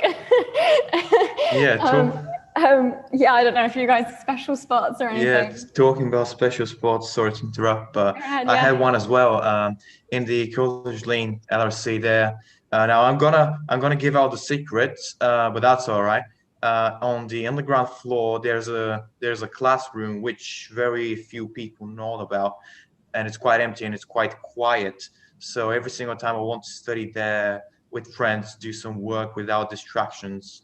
Let's say if we have gaps between lectures, we would go there, and it was very nice because we basically had the whole classroom just for ourselves. So yeah, keep that in mind. When you walk into the College Lane LRC, just head downstairs. There's a door on the right of the cafe. You'll find it. Trust me. You've given away the secret now. I feel like you're describing a treasure map at the moment. Well, that's what it feels like. Yeah, when we found it, that's what it felt like. To be honest, there's a lot of spots like that all across the campus that are just little nooks and crannies you can just sit in. I know that there's one in Hutton Hub, just above where you are, Issa. There's like a little cove that you can just hide away and be on your own. Yeah, I really like that spot. Yeah, there's so many just little spots that you don't know about unless you kind of like find them yourselves, or if somebody has literally written you a treasure map to go and find it. And I think that's one of the little charming pieces about Hertfordshire that I love. There's more questions flying in about sports. One's come in from Firefly. Can you join a sports club even if you don't know how to play? And there's another similar one we're going to try and answer together from Gem Game, which is it possible to play more than one sport as a professional, not just for fun? Yeah, you can join sports if you're a professional or if you're just trying out for the first time. You don't have to know about the sport to play it. The university do have professional teams. Little fun fact: the netball is a key performance sport at the university. It's known nationwide as one of the sector's like most successful sports programs. The first team made history in I think 2018-19 as they won the Premier South and retained their national championship title. They also retained their league title in last year, I think, and finished as joint winners of another national championship. I've just realized earlier I said I knew nothing about sports. Apparently I was wrong. Yeah, so yeah, you don't have to join as a professional. You can amateur, professional, just it's all about having a lot of fun. And although they do play professionally, they really do just want you to have fun. One question coming from Chaz. I know that for more academic courses, you get lectures. For more media lessons, such as music composition, is it still taught via lectures or is it more personal? I think my friend is a music composition for film and games student, and she does have lectures, just like normal lectures that you would have on any course, I guess. But there is more of a creative kind of individual side of it, where you can use facilities available in the film and media building that we were talking about earlier, where you can go and you can record, you can film, things like that, and then you can take obviously to your tutors who will assess it.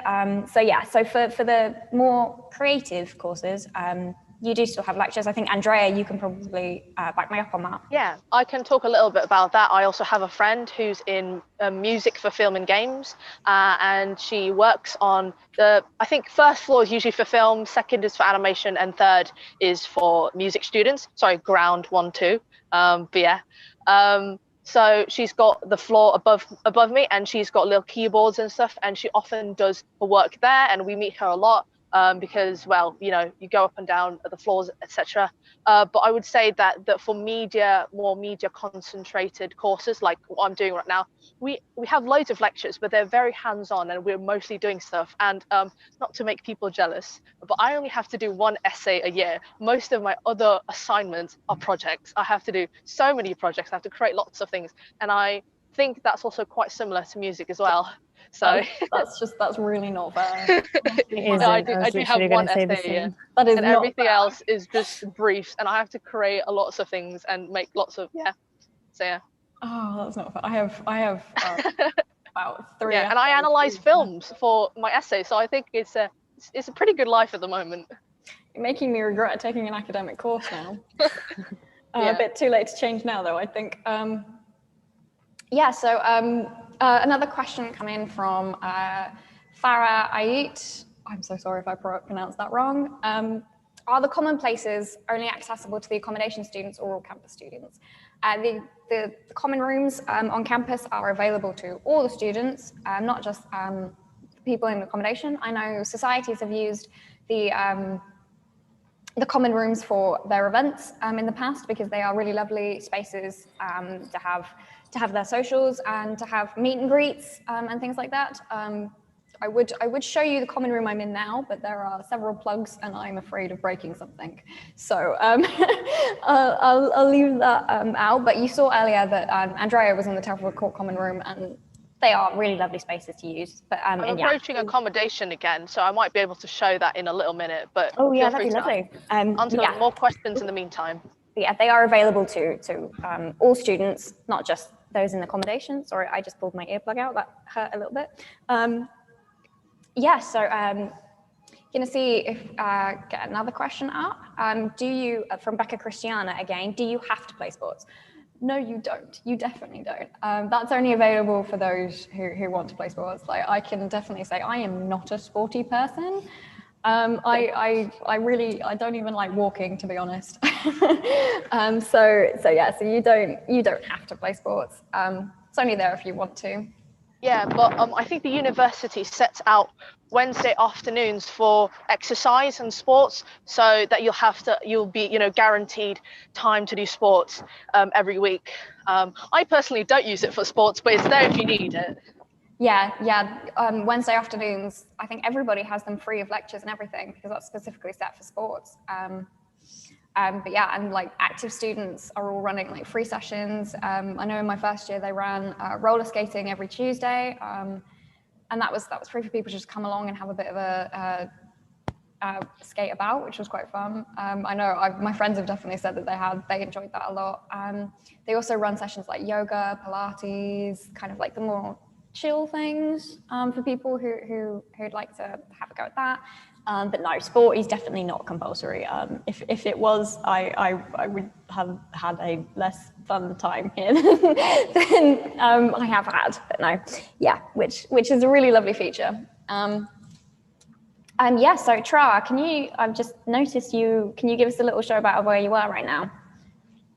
So I just went outside the street building. So I'm back to the place, which is essentially an intersection of, I think that's the Enterprise Hub, just and to your then side. the street. Yeah, you've got the law court there, haven't And you? yeah, Can you show us that? So basically, so here's the law court building, which is a building specifically for law students. Inside this building, we also have like a mock courtroom. So basically, you can have like mock trials and real case studies inside that mock courtroom. It's closed right now, but usually you can access it if you're a law student. And on the ground floor of the law court building, we also have a small Starbucks, so it's very convenient.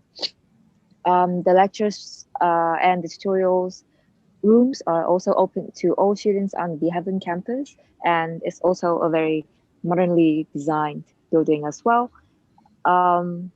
It's also like 3 steps away from accommodation, so very convenient. I used to live in that building when I was in first year, and it took me like 30 seconds to go from my room to my lectures, so it's very convenient as well. Yeah, thank you. So we can't obviously go in all the buildings on campus today, which is a bit of a shame. But if you go onto the Life's Heart page, you'll find like videos of all the facilities that are available on campus. And yeah, so you'll be able to get a look at what's here basically. And we've only got 1 hour left of this chat now, but we're still going to be here answering your questions, and then it's the virtual pub quiz will start at 12:30 with the Students' Union. Would very much recommend having a go with that. The quizzes in the past have been very fun. I know I've had a lot of fun doing them with a few friends, so I would highly recommend that you guys take part in that. Yeah, so we're gonna, one question that I think a lot of people will want to hear from is, what is life like studying under the current situation? And I think we can all probably share an opinion on that. And I think it's I won't lie to you guys, it's a strange experience studying during COVID-19, but I think everyone's kind of adapted really well to it. I know myself, I quite like studying online. I think it's really good because you can do it from the comfort of your own home, which is quite nice.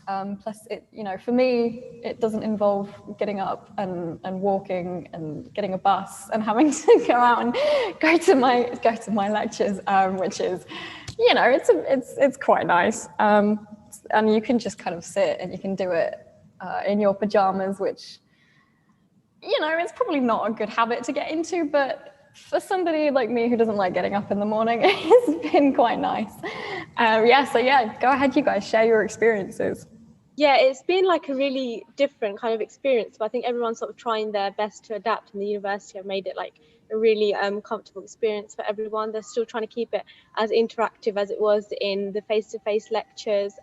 For like my course, we sort of have seminars, which are still like really interactive. We've got people still having like discussions online, and obviously we are taking a blended approach to learning. So like it's a mix of face-to-face and online teaching. So for my course, we have like lab sessions as well. We do come in for those with the COVID restrictions in place and everything. So everything is still very safe. But my lectures are online. But yeah, everyone's still trying their best to keep it as interactive and as interesting as it is. It still is really interesting. Lecturers are still delivering that same high standard of teaching, even though if it is online. And they are taking into account when they're marking our work and exams that, yeah, we are going through a pandemic and it's different. So that they do have that sympathy when they're marking and things. So it's not like everything is bad, like everything's like really good at the moment, I can say. Yeah, definitely. I would completely agree with that.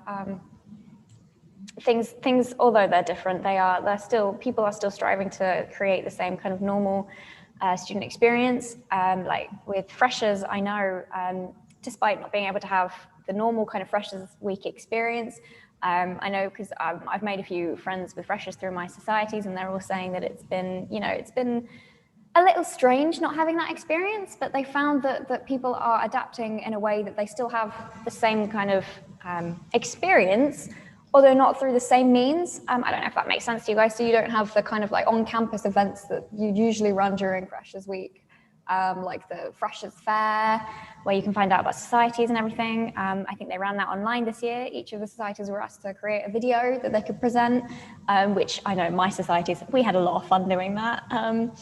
So even though you're not having the same events and same things, you're still having the same experiences. They're just virtual, like today, for example. So people are adapting, and I think it's a good time still to be studying. So we've had some more questions come through. One from Sakalain Akhtar. I'm so sorry if I pronounced that wrong. How easy is it to get to central London, and like how far do you have to go? How much time will it take to reach there? And I think it doesn't take that long at all. I think it takes maybe 40 minutes tops, 30 minutes. It's just, I think there's 3 buses that go from campus to the Hatfield train station, and from there you can get a train straight into King's Cross, which is central London. So it's really easy to get into London, and it's it's quite cheap as well. I think you can get a return ticket into London from the train station for about £10, I think. So yeah, so it's really easy to get right into central London. And then if you have the rail card, it gives you a discount as well. So it's really good. Yes, you've got the rail card. Yeah, because whenever I travel back home, if I do take the rail, and then it's just so much easier. And it's really quick and easy as well. Like it's just one direct train, as Gemma said, and you'll have the rail card for discount. And yeah, it's just so much easier. Just to real quickly add on to that, what you could do, it's quite smart. On the weekends, the ticket prices are a lot lower. So what I used to do in my first and second year was to, let's say on a Saturday, to buy a day travel card to London. I think it was, I hope I'm not wrong, I think it was around 15 quid. And for £15, you can travel to London, within London, and then back to Hatfield for the whole day, which I think for £15 it's quite a nice deal. Yeah, that's really good. Yeah. And then the station itself is not so far off from the uni either. As Gemma said, it's just, you have different buses that go there, and it's literally like 5-10 minutes in the bus, so it's not even that far. Yeah, and they run quite late as well. I've been to day trips in London very often, and to maximise the day, I usually go home quite late and the buses are still running. That's quite nice. Yeah, I mean, in my first year, me and my friend went into London to see a show in the West End, and it was an evening performance, and obviously we got back to Hatfield quite late. I think we got back around 9:30, maybe 10-ish, and the buses, they were still running back to the campus, which was really convenient for us because we had no idea. Like, we were freshers, we had no idea how late the buses were running or anything, which was really, really nice to see that. So yeah, I did a similar thing as well. I actually watched a concert, which was quite late at night, and then I still managed to get home even in that time. Yeah, so it's really convenient if you want to do kind of like a night thing in London.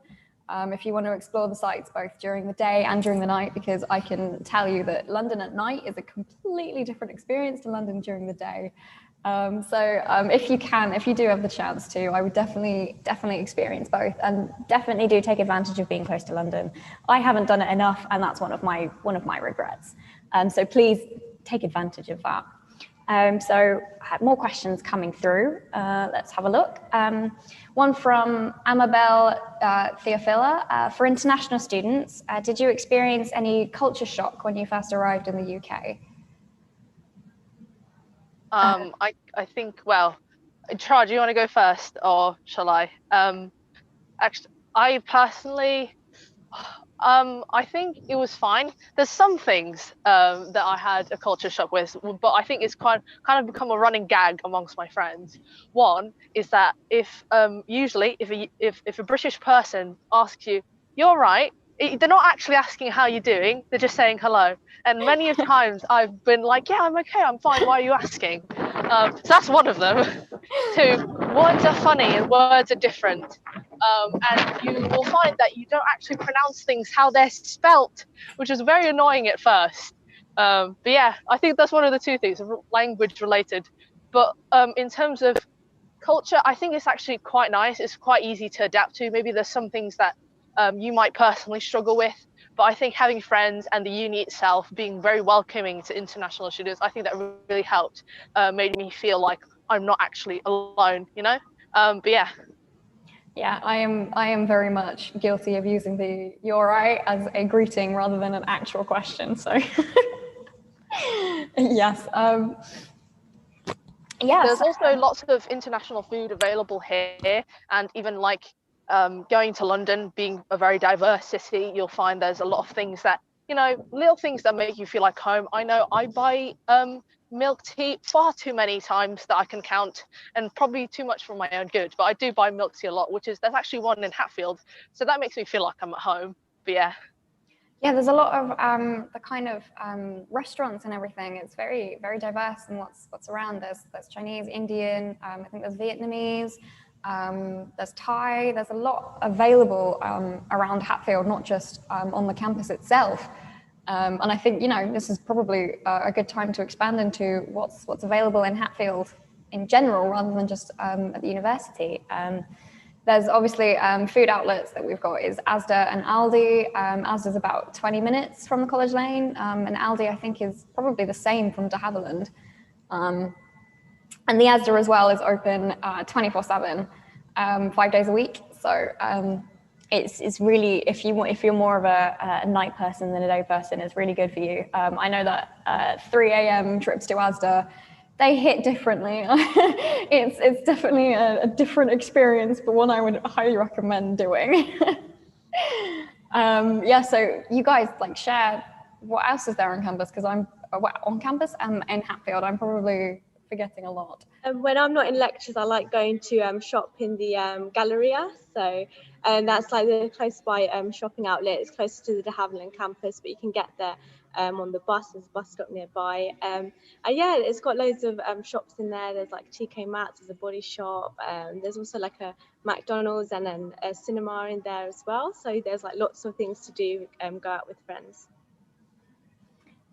Yeah, there are. There's also the areas around Hatfield as well. St Albans, Welwyn Garden City, at Stevenage. St Albans is a really lovely place to go and visit. The cathedral itself, I know that a lot of graduation ceremonies for the university occur there, and it's a lovely place to go and visit just for a day trip. Really easy to get there as well. I think 20 minutes on the bus.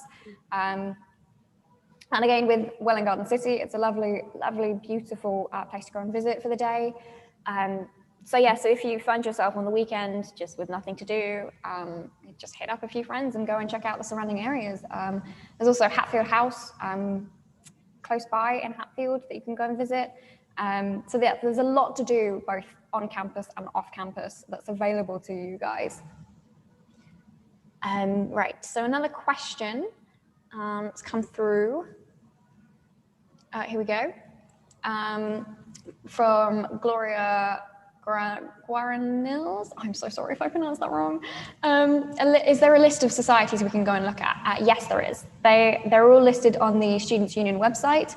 It's in alphabetical order, so if you have anything in mind, just go down, find the letter, and so there's over 100 societies available to you guys. It's really, really inclusive of everything. As we've mentioned before, if you don't find something that tickles your fancy, set it up yourself. It's so easy to do. I just want to remind you guys that there's 20 minutes left of the student finance chat and careers placement. So if you have any burning questions in that area, please go and check that out. They're there to answer anything that you might have. So another question from Catherine Lewis. Will there be more tutor sessions other than next week? Yes. They can watch all subject talks on demand on the subject pages. So if you miss out for tutor sessions, there's that available for you to find out any information that you might need. One question from Hafsa Wahid. Why choose Hertfordshire over a London university? The first thing for me that comes to mind is the price. You get kind of like, here at Hertfordshire is cheaper than doing university in London, which is a big plus for a lot of people. But yeah, I'll open it up to everybody else. So when I was initially, looking at London unis as well, as you said, Gemma, they were quite pricey, and as well as that, usually a London uni is sort of spread across the city, and I really wanted a nice sort of campus feel, like a community feel, but with that busy vibe as well. I can say that's exactly what Hatfield is. It's sort of being in London without the price. It's got that busy atmosphere, but there's also that calm. There's that nice community sense with being on campus. There's nice greenery, but then when you go outside the campus and into the surrounding area, it's got that city busy vibe. So it's a nice mix of the both, and that's what I really like about it. Yeah, I was going to say about, the location of the campus, because I've got a friend who goes to university in London and she has to travel quite a bit just between the campus buildings, because most city universities are like that, because you have the city in the middle of it, so the campus buildings are sort of spread apart across it. But with Herts, everything's sort of in one place, as you can see. It's a massive communal area, and it's quite nice to be able to have that sort of belongingness with all the buildings close together. You never have to go too far if you need anything. Yeah, exactly that. I wanted to add on as well. So I've actually been to a London university, so it didn't quite work out for me. But apart from that, I can definitely say the price, it's a lot more expensive in the London university. And the fact that sometimes for certain unis, the campuses can be spread out across London. So you usually have to get the train, actually, believe it or not, from one campus to the other. And obviously about Hertfordshire, when I did come here, it was more about how everything was close together, so how the accommodation was close to the buildings, and even the two campuses of De Havilland and College Lane, they're not so far apart either, and you have a shuttle that runs as well. So it was more sort of a thing, because when it's together, for me personally, it gave me more sort of like a vibe, like a uni vibe, and it was just it was just more I felt like I was a part of university, really. Yeah, and I don't know, personally for me, I grew up in a big city, but after coming to Hatfield, every time I go to London, I feel like every time I come back from it, I'm like, oh, I feel like I've got a headache, and I'm just like, oh, just take me back, because Hatfield is really quiet as well, and I think that's quite nice sometimes when the city life is quite bustly and there's so many people, and sometimes you feel like you're being rushed everywhere, but here it's sort of different. Yeah, definitely. I would agree with you guys on all of those points. It's the difference between a campus and city university is so obvious. When I was choosing my universities, I knew I was looking at Bristol University as well, which is a city campus, and I was looking at Bristol and Hertfordshire, and I was thinking, right, okay, Bristol is very spread out. There's a lot of walking involved, and if you guys don't know what Bristol's like, there's a lot of hills. And as I've mentioned again, I'm not a walking person. So for me, looking at a city campus compared to a city university compared to a campus university, I think the difference was so distinct for me. And I like having everything to do with the university in one spot. So that's definitely a selling point over those in London, I think. Literally the same thing for me. Yeah, quite. Totally agree with that. Right, okay, let's see, another question from Mansuk Solanki. He'd like to know what the living costs on campus are like. So accommodation costs can vary from, I think, £90 a week to £150 a week, depending on which accommodation you choose.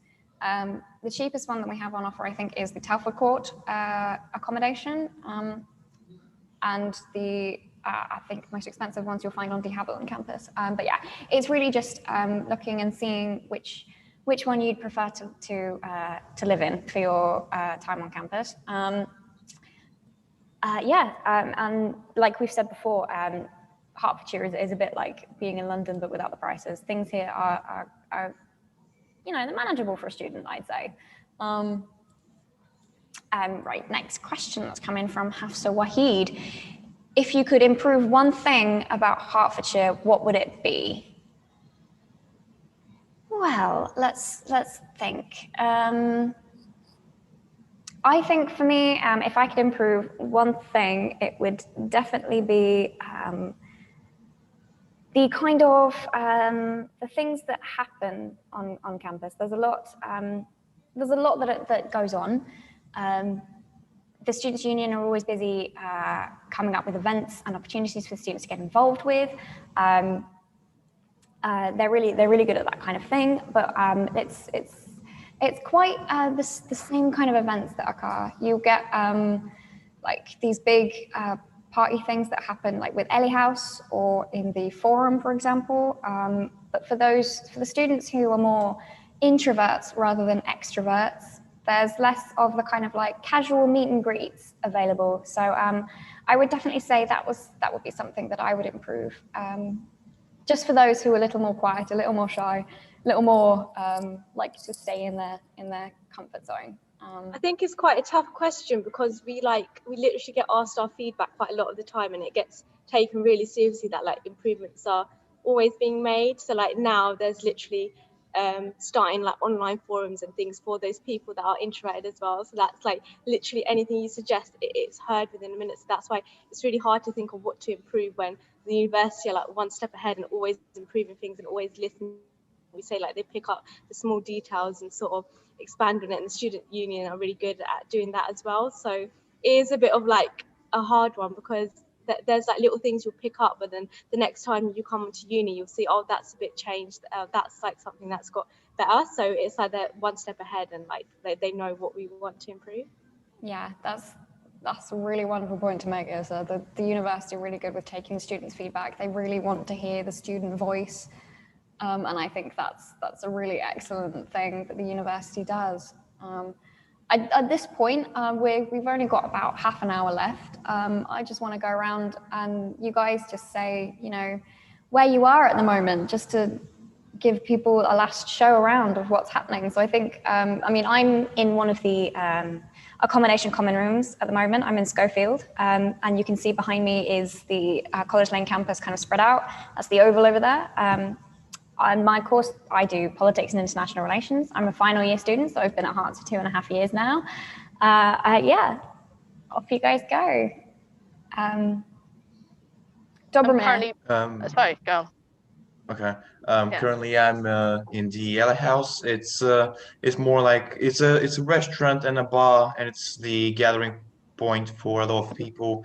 That's where most people will usually spend their time between lectures or after lectures after a stressful day.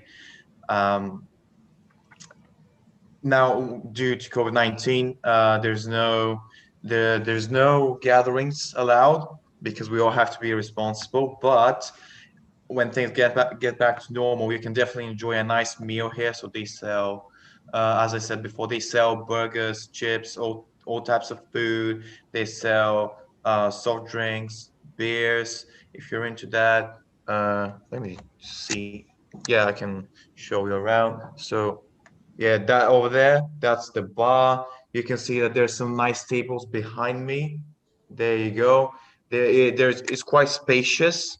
It's a meeting spot. What you see over there, as we've discussed, most societies will meet up there, big societies.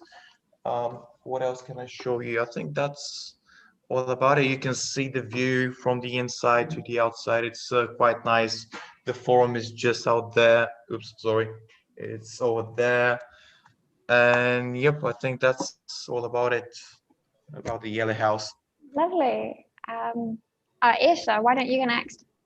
Yeah, so I'm currently in the Hutton Hub. So if you like arrive to uni by bus, you'll see outside are the bus stops, and you'll see this is a big Hutton Hub. It's sort of like the main part of the uni. I'm currently in the lounge area.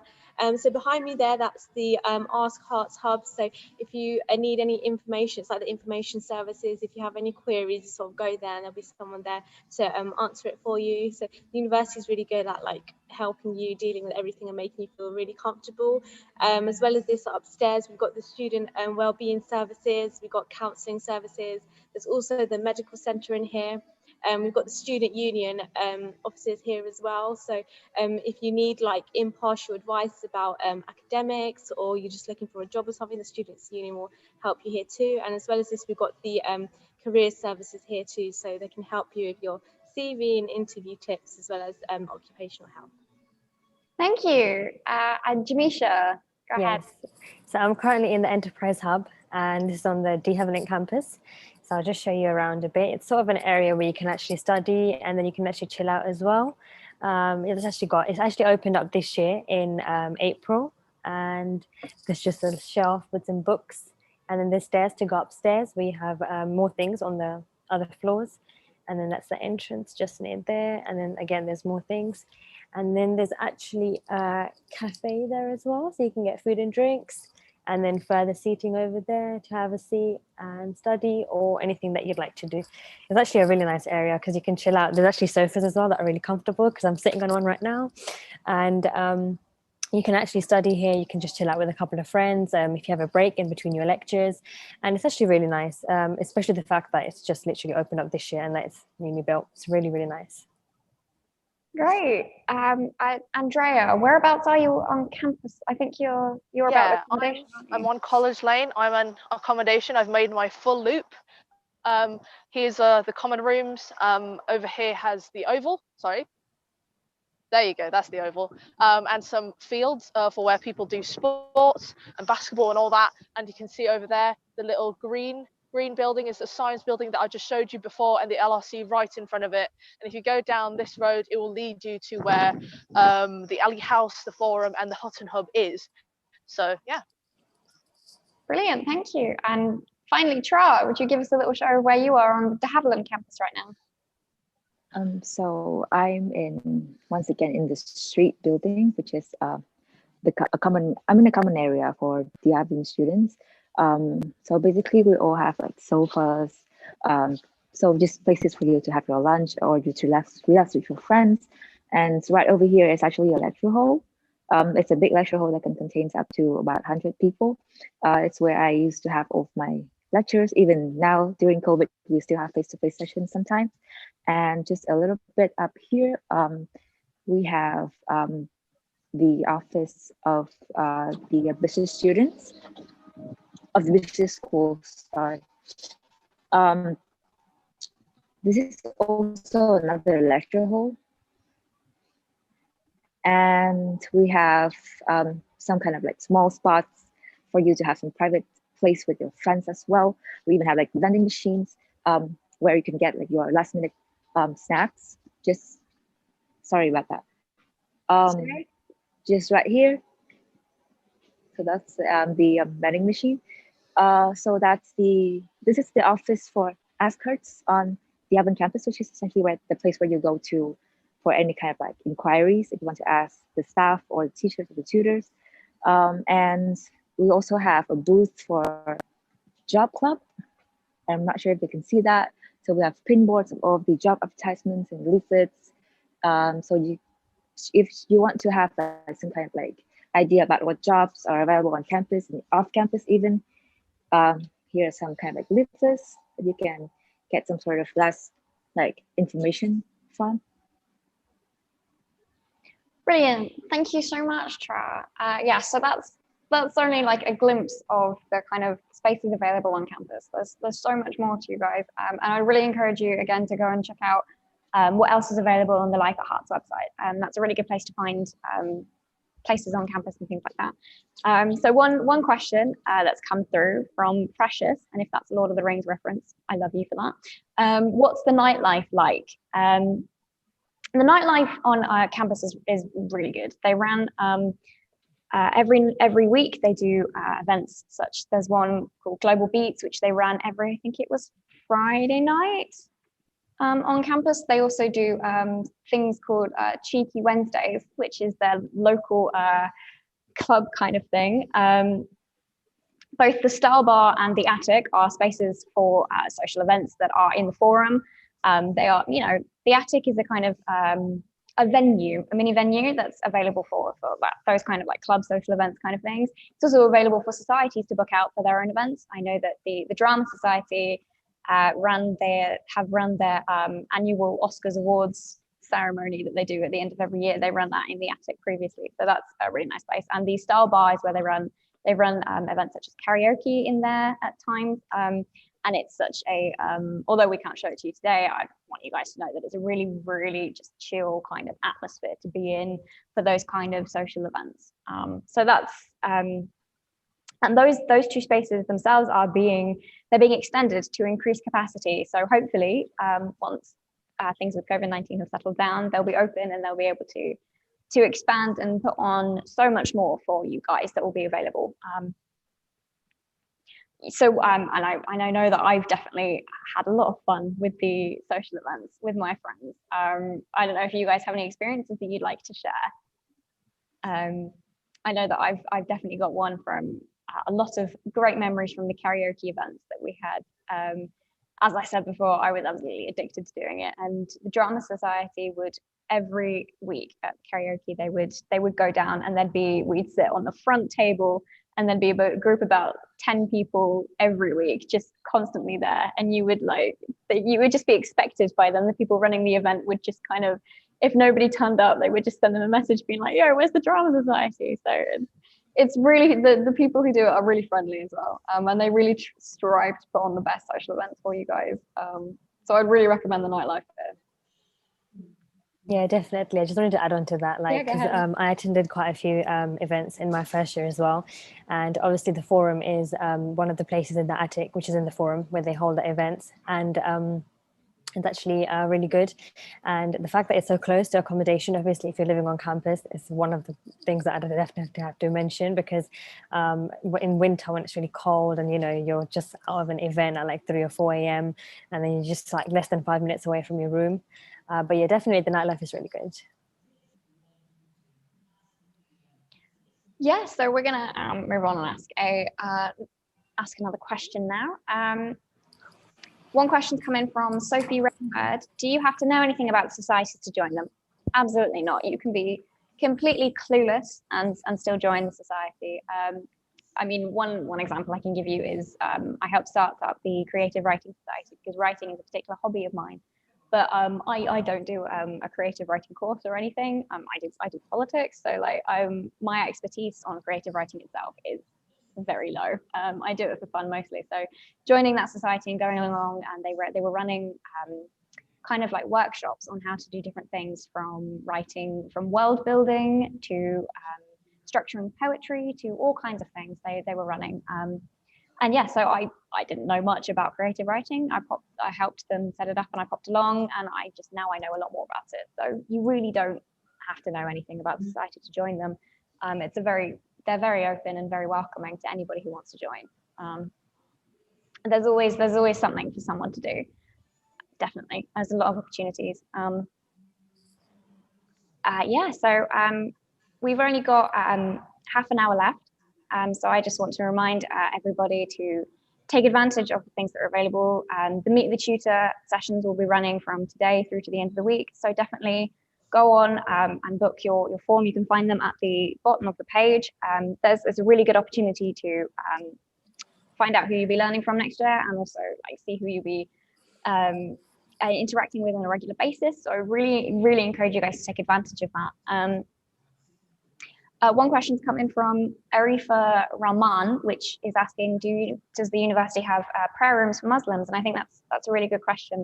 As a whole, the kind of religious facilities that are available on campus. I know that's been mentioned before today. I'm Muslim, and we have like a multi-faith room called The Key on the College Lane campus. There's also a prayer room, I know, on the De Havilland campus too. I've mainly used the one on the College Lane campus, and it's a really nice area. There's area to do your like ablution, to like wash yourself as well. The facilities are like actually top notch. Like I was quite surprised when I went in there, because obviously like I've seen other universities as well, and within school I didn't really get that. You kind of like shoved into a room, but with this it's really nice facilities as well. There's like the holy books there as well, and the area is just like a really peaceful area. It's very respectful. You make lots of friends in there, and there's always sort of events going on in there as well, and you can meet other people of different faiths, and that's what I really like about the university, how it's like so diverse, as I said as well before. So it caters to everyone's needs, so there's nothing to worry about. And alongside that, like dietary requirements as well, there's like halal food as well and stuff. So it's really good.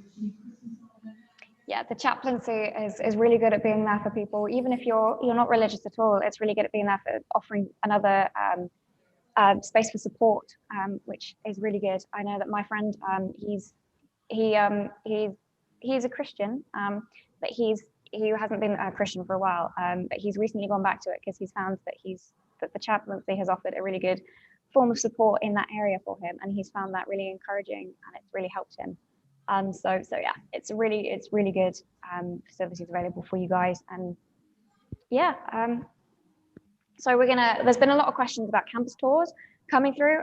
We'll be running these again once lockdown is over. Unfortunately, we can't do that at the moment, but you can book to look at different facilities and things through our website. Also, Andrea and Tra throughout the day have been wandering about the campus. Let's go into them now. Andrea, whereabouts are you? I'm currently back in the Telford Common Room, which is very nice. This is where I started off originally. I can do another loop around campus. I'm currently on the College Lane campus. So if people want me to show them around again, I can do that. I've been sort of in the accommodation area from before, but right now I can go down to the main communal space of College Lane, which has the Forum, the Ellie House, and the Hutton Hub. But yeah, just stay tuned and you can just see me walk around in them. Lovely. Thank you. Tra, I don't suppose you could pop up to the first floor and show us the little atrium bit that's up there? Because I know that that's a lovely little place for people to chill between lectures. Oh, I don't think. The end of the could you just repeat that? I think you. The lectures and tours on the You're campus. You're a bit quiet. I will head back to the accommodation area right now, and I will show you the accommodation, like the accommodation area in a few minutes. But basically, the Hutton campus is a pretty small campus compared to College Lane, and everything is very close together. It's just a few footsteps away from each other, to be honest. It takes around 30 seconds to go from one building to another. It's pretty convenient. Right now, I am in is kind of like a lobby building.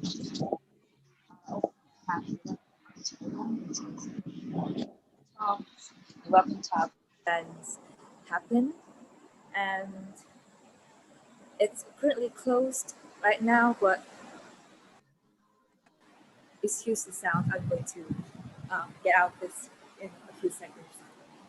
That's So okay. No worries. this is the corridor where all the flags from all the countries are located. I'm not sure if you can see that. Yep, there you go. This is the corridor that I showed you guys before. We have the flags of all of the countries on the ceiling, which makes all the students feel very at home and welcomed. The university celebrates the diversity in a very excellent way, I think. As an international student, I feel like I'm always welcomed here in the student community. And right here is our RRC. It's the RRC on the Hutton campus. It's also much smaller than the one on College Lane, but all of the facilities are essentially the same. The borrowing and the returns of the books are automatic. And this is the machine where you return and borrow your books from. Outside this building, we have the law court building and the accommodation area, which I will show you in a few seconds. While Tra walks around the DHAV, I'm going to show you a little bit about College Lane. So I've just been from accommodation, and this is the key or the chaplaincy, which Gemma and Ursa talked about earlier. And long pair of stairs, but over there is Hutton Hub, and I'll walk over there now. But yeah, this is the route from accommodation to the general communal area of the College Lane campus. And there's a lot of things on there as well. There's even a hairdresser, which I know many of my friends have used because, you know, and it's quite nice that, you know, we have all these things on campus as well, because you don't have to go too far for facilities that you may need. And yeah, there's also Strat, which is an off-campus housing estate agency, which has helped a lot of students like in the uni find shared houses that they can live in. I have used them as well, and I currently live on an off-campus shared house at the moment, and they've been really helpful with that. And there's lots of options around the area as well, so I think that's quite helpful that they have an office here so that you can come over and ask questions about, you know, accommodation in the surrounding area. You also don't have to stay on campus, I think, because, you know, people have different situations, so, you know, it's good to know that the options are there. And I'm heading to the forum at the moment. You can see here that's the hairdresser, so you never have to go too far whenever you've grown your lovely locks. And this is the forum, and this is I'm entering the second floor at the moment. There's also a computer service center there. It's closed at the moment because it's the weekend, and the international office.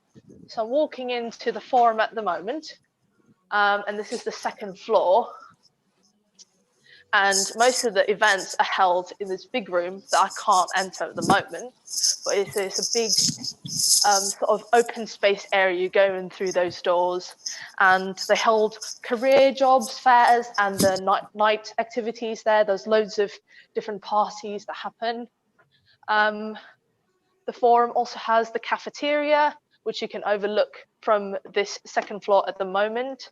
And there's also the shop, which is a bit like a convenience store, so you never have to go too far. If you have a need, you've run out of milk and you really desperately want a bowl of cereal, so you can always buy food there. So that's the campus shop down there. And we've also got a Subway and a Starbucks available here. So there's really lots of different options if you ever need, and then you can just hang out here with your friends as well. And as I'm coming down the stairs, you can see outside there is the Hutton Hub and the Ellie House right next to it. But yeah. Brilliant. I think Tra's outside in the DHAV campus now. Say, yeah. Tra, you're on mute. Yeah, I'm sorry about the connection because like my connection is a little bit off. Don't worry. Throughout the last few minutes, that's why I've been trying to figure it out. But basically, I'm outside, like on the De Haven campus. So this is the street building, which is the place I was in a few minutes ago, and right next to it is the law court building, which is a building specifically for law students. We even have like a mock courtroom inside, so law students can have like a real hands-on experience with trials. And opposite the law court building is the Enterprise Hub, which is the building for business students. And we have common spaces. We have cafes, restaurants on the ground floor, and upstairs we have tutorials and group study rooms as well. And right behind these facilities is the accommodation area. So as you can see, everything is very close to each other. It's only a few steps away from each other. It's very convenient. If you live in accommodation, you are only 30 seconds away from your lectures and tutorials. So it's very convenient. And this is basically like the entrance of the campus. So if you exit the campus, the closest supermarket is Aldi. It's only 10 minutes away, so it's also very accessible. And I think that Andrea mentioned the bubble tea stores and other kind of like pubs and other places to have fun in Hatfield as well. Yeah, there's a Spoons next to the Aldi as well. There's a Spoon next to Aldi, which is also 10 minutes away from the Haven campus.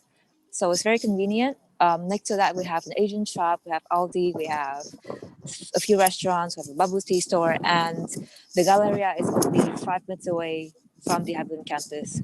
So it's also very convenient. Yeah, that was Weatherspoon. Weatherspoons. Hatfield Hall or something. Yeah, Hatfield Hall. Yeah. That's it. Yeah, Weatherspoons for anybody who doesn't know the student abbreviation.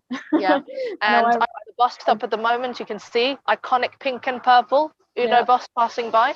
But this is where you probably get to maybe on your first day and you're commuting, or you're traveling and you're coming up from the park and ride. So this is probably the main part of the campus that you want to know about, because the Hutton Hub has all the information that you need. There's the Ask Hertz help desk for all your troubles, the Ellie House, which is a bar and kitchen where Double Mint is in it right now, and down that way is more lecture buildings and the main reception. Yeah, I still remember my first day when I was commuting and how I came onto the bus, and that was like the first thing I saw. It was absolutely packed, but the like vibe, it was just so friendly. There were like people coming up to you saying, "Hi, what's your name?" They were giving out free hoodies, and it was really nice, since like it's like quite a nerve-wracking time for everyone when you're completely independent and things, but it's really nice. And for those who are going to live in accommodation as well, I think it'll be I think it's really easy to make friends. From what I've heard from my friends, they just got along straight away with their flatmates. Everyone is just so friendly because you're all in the same boat and everyone's really understanding. Yeah. I mean, I lived on campus in my first year in Temple Court, and I've made friends for life with them. I'm still in touch with them, even though we're not living together anymore. Because I decided to go off campus with a few with my other friends. I still keep in touch with them, and I still That's what they're up to, and we still do keep in touch. And I think we really do make friends for life. And yeah, just adding on to what Irsa said, I remember my first day on campus, and it was just so welcoming, so friendly. Everybody was pointing me in the right direction. Everybody was making sure I knew where I was going. And the amount of freebies that they were giving away, I think I have about 5 pens, 3 different lanyards. Like it's, I think I've still got them. I think I even got a frisbee at some point. So it's it's really there's a lot going on for you guys, and it's a really vibrant atmosphere. Yeah, one thing I found really handy as well is that we have this like mobile app called like Ask Hearts, and on that there was like a little wayfinding map as well. So it was like really hard to get lost, because that like map, if you're like a bit like nervous of asking directions and stuff, everyone is really friendly, but like some people are different. So like you could just like open up the app and sort of find your way around, and it's like really good to like get to know your way around. So I would like use the app and sort of find my way around the uni, and like within a week I knew where I was going. Yeah, I mean, I still use the map to this day because I'm so paranoid of getting lost. I just wanted to, I just wanted to add on to that. I just wanted to say like about how, even for me, when it was my first day and I was moving into accommodation, actually, like obviously for anyone it would be like, am I going to get along with my flatmates? Am I going to like, how is it going to be? But it's actually really good. And it's like, as Irsa was saying, like people do actually really, you do bound to get along, because like everyone wants to get to know each other. They're all new. And it's like the first day for me on campus, I remember it was actually really nice. Right from my accommodation window, I could see next to the Oval, I think there was like loads of things set up over there. There was like music playing loudly, and then there was like, as they said, so many freebies that they were giving away, free hoodies and everything. And it was actually a really nice vibe, like on the first day. It was really, really welcoming as well. And with accommodation, it's like, obviously you live with who you live with, and it's like for second year or so, even if you still want to stay on campus, they have like a group application as well, where you can actually apply for accommodation on campus, but with maximum of 4 people that you know, which is actually really good, because it's like if you want to live with a certain group of friends of who you've met in your first year accommodation, or anyone in fact, but you don't want to move off campus, it's a really good opportunity. I've done that currently for my second year, and that's just really, really nice. Speaking of the kind of events that happen during Freshers Week, do any of you remember that giant inflatable obstacle course that they set up on the green, just I think like just out there? Because one of my favorite memories from Freshers Week in my first year is having a go at that inflatable course with one of my flatmates. So I think I'd only known for 2 days, and we had a go at that, and it was honestly it's such a funny memory, because it's just a giant inflatable obstacle course, you know. I did a similar thing, because there was a Freshers Week where there's like a fair on the Oval Green just behind you, and they even had like a bumper car like set up, and I was there with my flatmates, like who I've just known for like several days, and just doing the bumper cars, and there was lots of rides and food and all that stuff. So it was a really good opportunity to like get to know people and the people you might be living with as well. Yeah, there's so many different things that the university provides so that you can get to know people. So we've only got about 10 minutes left on the chat. So if anybody has any burning questions they'd like to answer, make sure you get those in now. We've one that's come through from Hannah Amber is the library in use or not due to COVID? It is in use. It's still available for you to use. There are some regulations are in place in the library to keep you guys safe and make sure you guys are social distancing. But they are still open. College Lane one is open still 24/7. The de Havilland one is only open 7 until 10 p.m. I believe. But yeah, those are still open for you guys, so that you can use them, because we know that not everybody has the ability to work from home, and it is more difficult for some people. More questions that are coming through is, can you provide, one from Rajesh Shekhar Reddy, can you provide information regarding international business and advanced research? So the international business Meet Your Tutor session, it goes live at 2 p.m. today. So if you, for answering that question, go ahead and book on to that, and they can answer that question for you, and they'll be able to give you all the information that you need regarding that.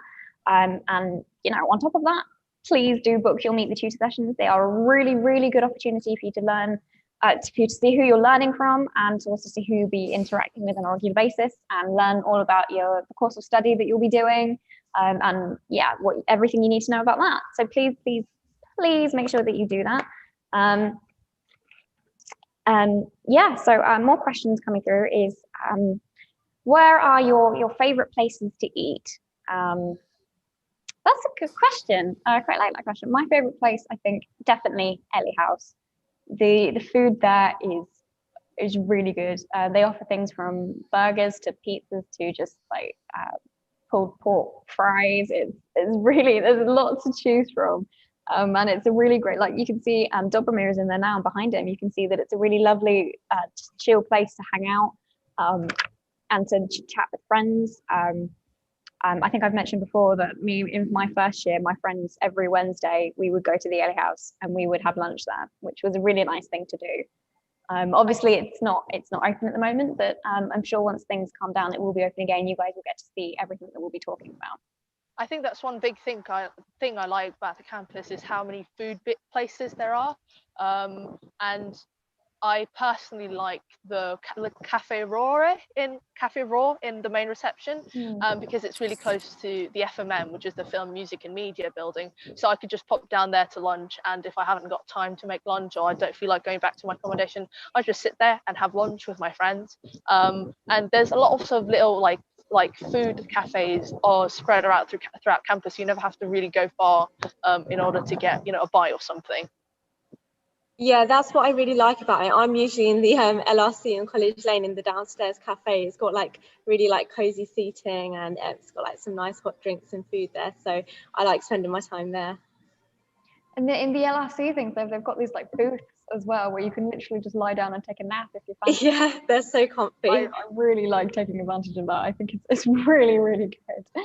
Yeah, but the university also have restaurants on both the College Lane and the de Havilland campus that you guys can go to. They offer breakfast, lunch, and I've done the breakfast before, and I think you can get like a full English breakfast for about, I think it's £5, I think.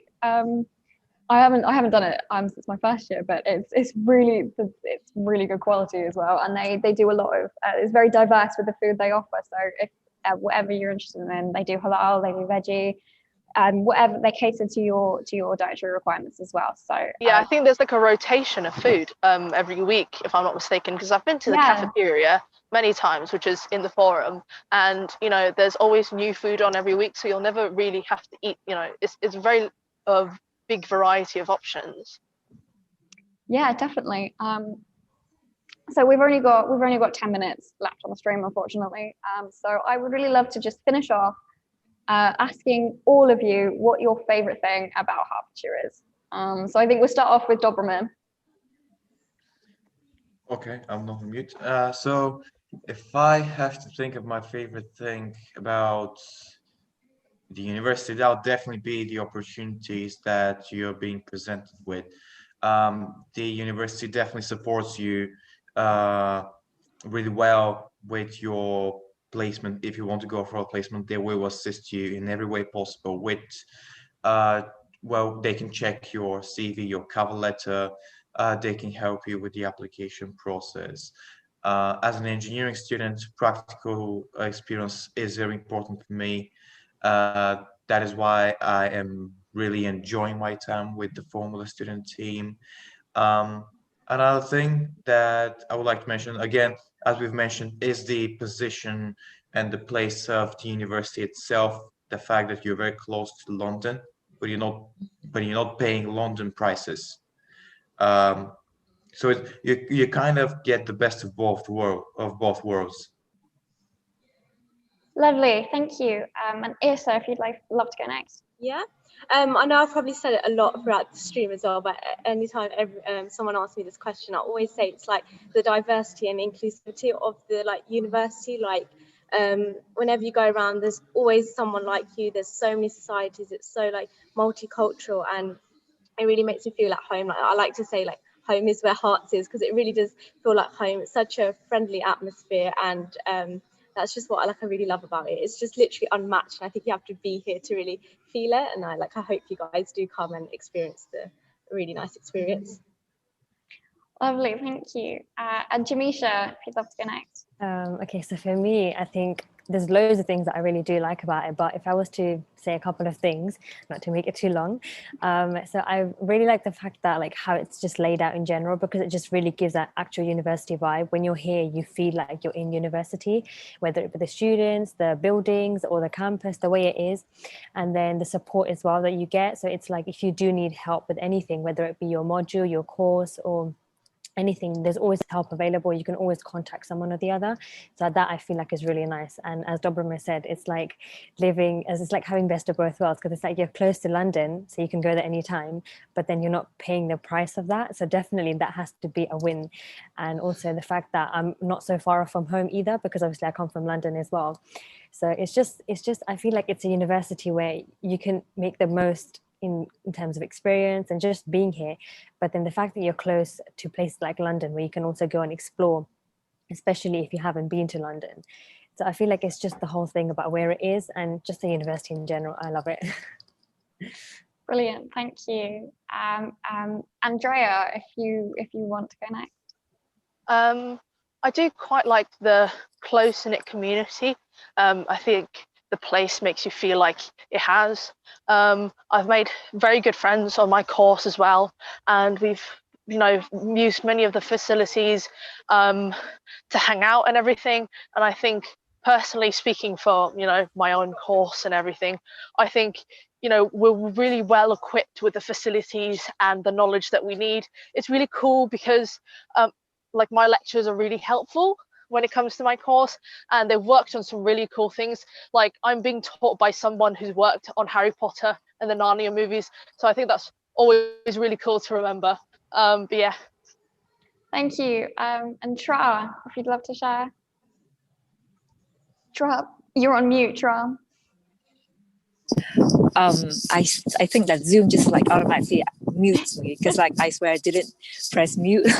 But so I want to share about the support that I have received in terms of careers. So basically I have received a lot of support in writing my CVs and cover letters, and basically like finding placement in internships from my teachers and my tutors, and also from the staff of the university. I think that's a highlight that should be mentioned, because I personally have sent my CV to the Careers and Employment Office, and they have literally like gave me advice on every single sentence of my CV. And when I compare the first version of my CV to the edited one, I feel like there's like a huge difference, and that has already granted me a lot of opportunities in terms of part-time jobs and internships. And apart from that, as I've mentioned before, the course of mine is very career-oriented, and I've got a chance to work with real clients and real companies since first year, and that has a lot of weight, on my CV. When I mentioned all of the experiences with real clients in my CV, it has made my CV become much more impressive. So I think that's the thing that I like most about the university. Thank you. And I guess lastly, my favourite thing about University of Hertfordshire, I think similarly to Andrea, is the very close-knit community. And the opportunities that I've been able to be a part of because of the university has offered them, and because the people as well, the people are so friendly and welcoming, that they really make you feel like this is home away from home, that this is like the place that you should be, the place that you belong if you choose to come to Hertfordshire. It's really, really, really welcoming and inclusive. Plus societies. My societies, like I wouldn't have the friends that I have today without my societies, and I most likely wouldn't be the person I am today without the societies. So the fact that Hertfordshire makes such an emphasis of including their societies and helping people to join their societies, I think is probably my favourite thing about the University of Hertfordshire. So on that note, we're gonna wrap up now. But I would just like to again reiterate the Meet the Tutor sessions. Please make sure that you can book onto those. Again, the form, you'll find it at the bottom of the page. Really good opportunity. And I've said this so many times today to see who you'll be learning from next year, and who you'll be interacting with regularly, and learning more about your course of study, and information like that you'll need to know. So I'd really encourage you guys to do that. And again, after this, the SU, the Students' Union, will be running their pub quiz. So I would highly recommend that you take part in that. It's a really, really good and fun experience that they're going to put on for you guys.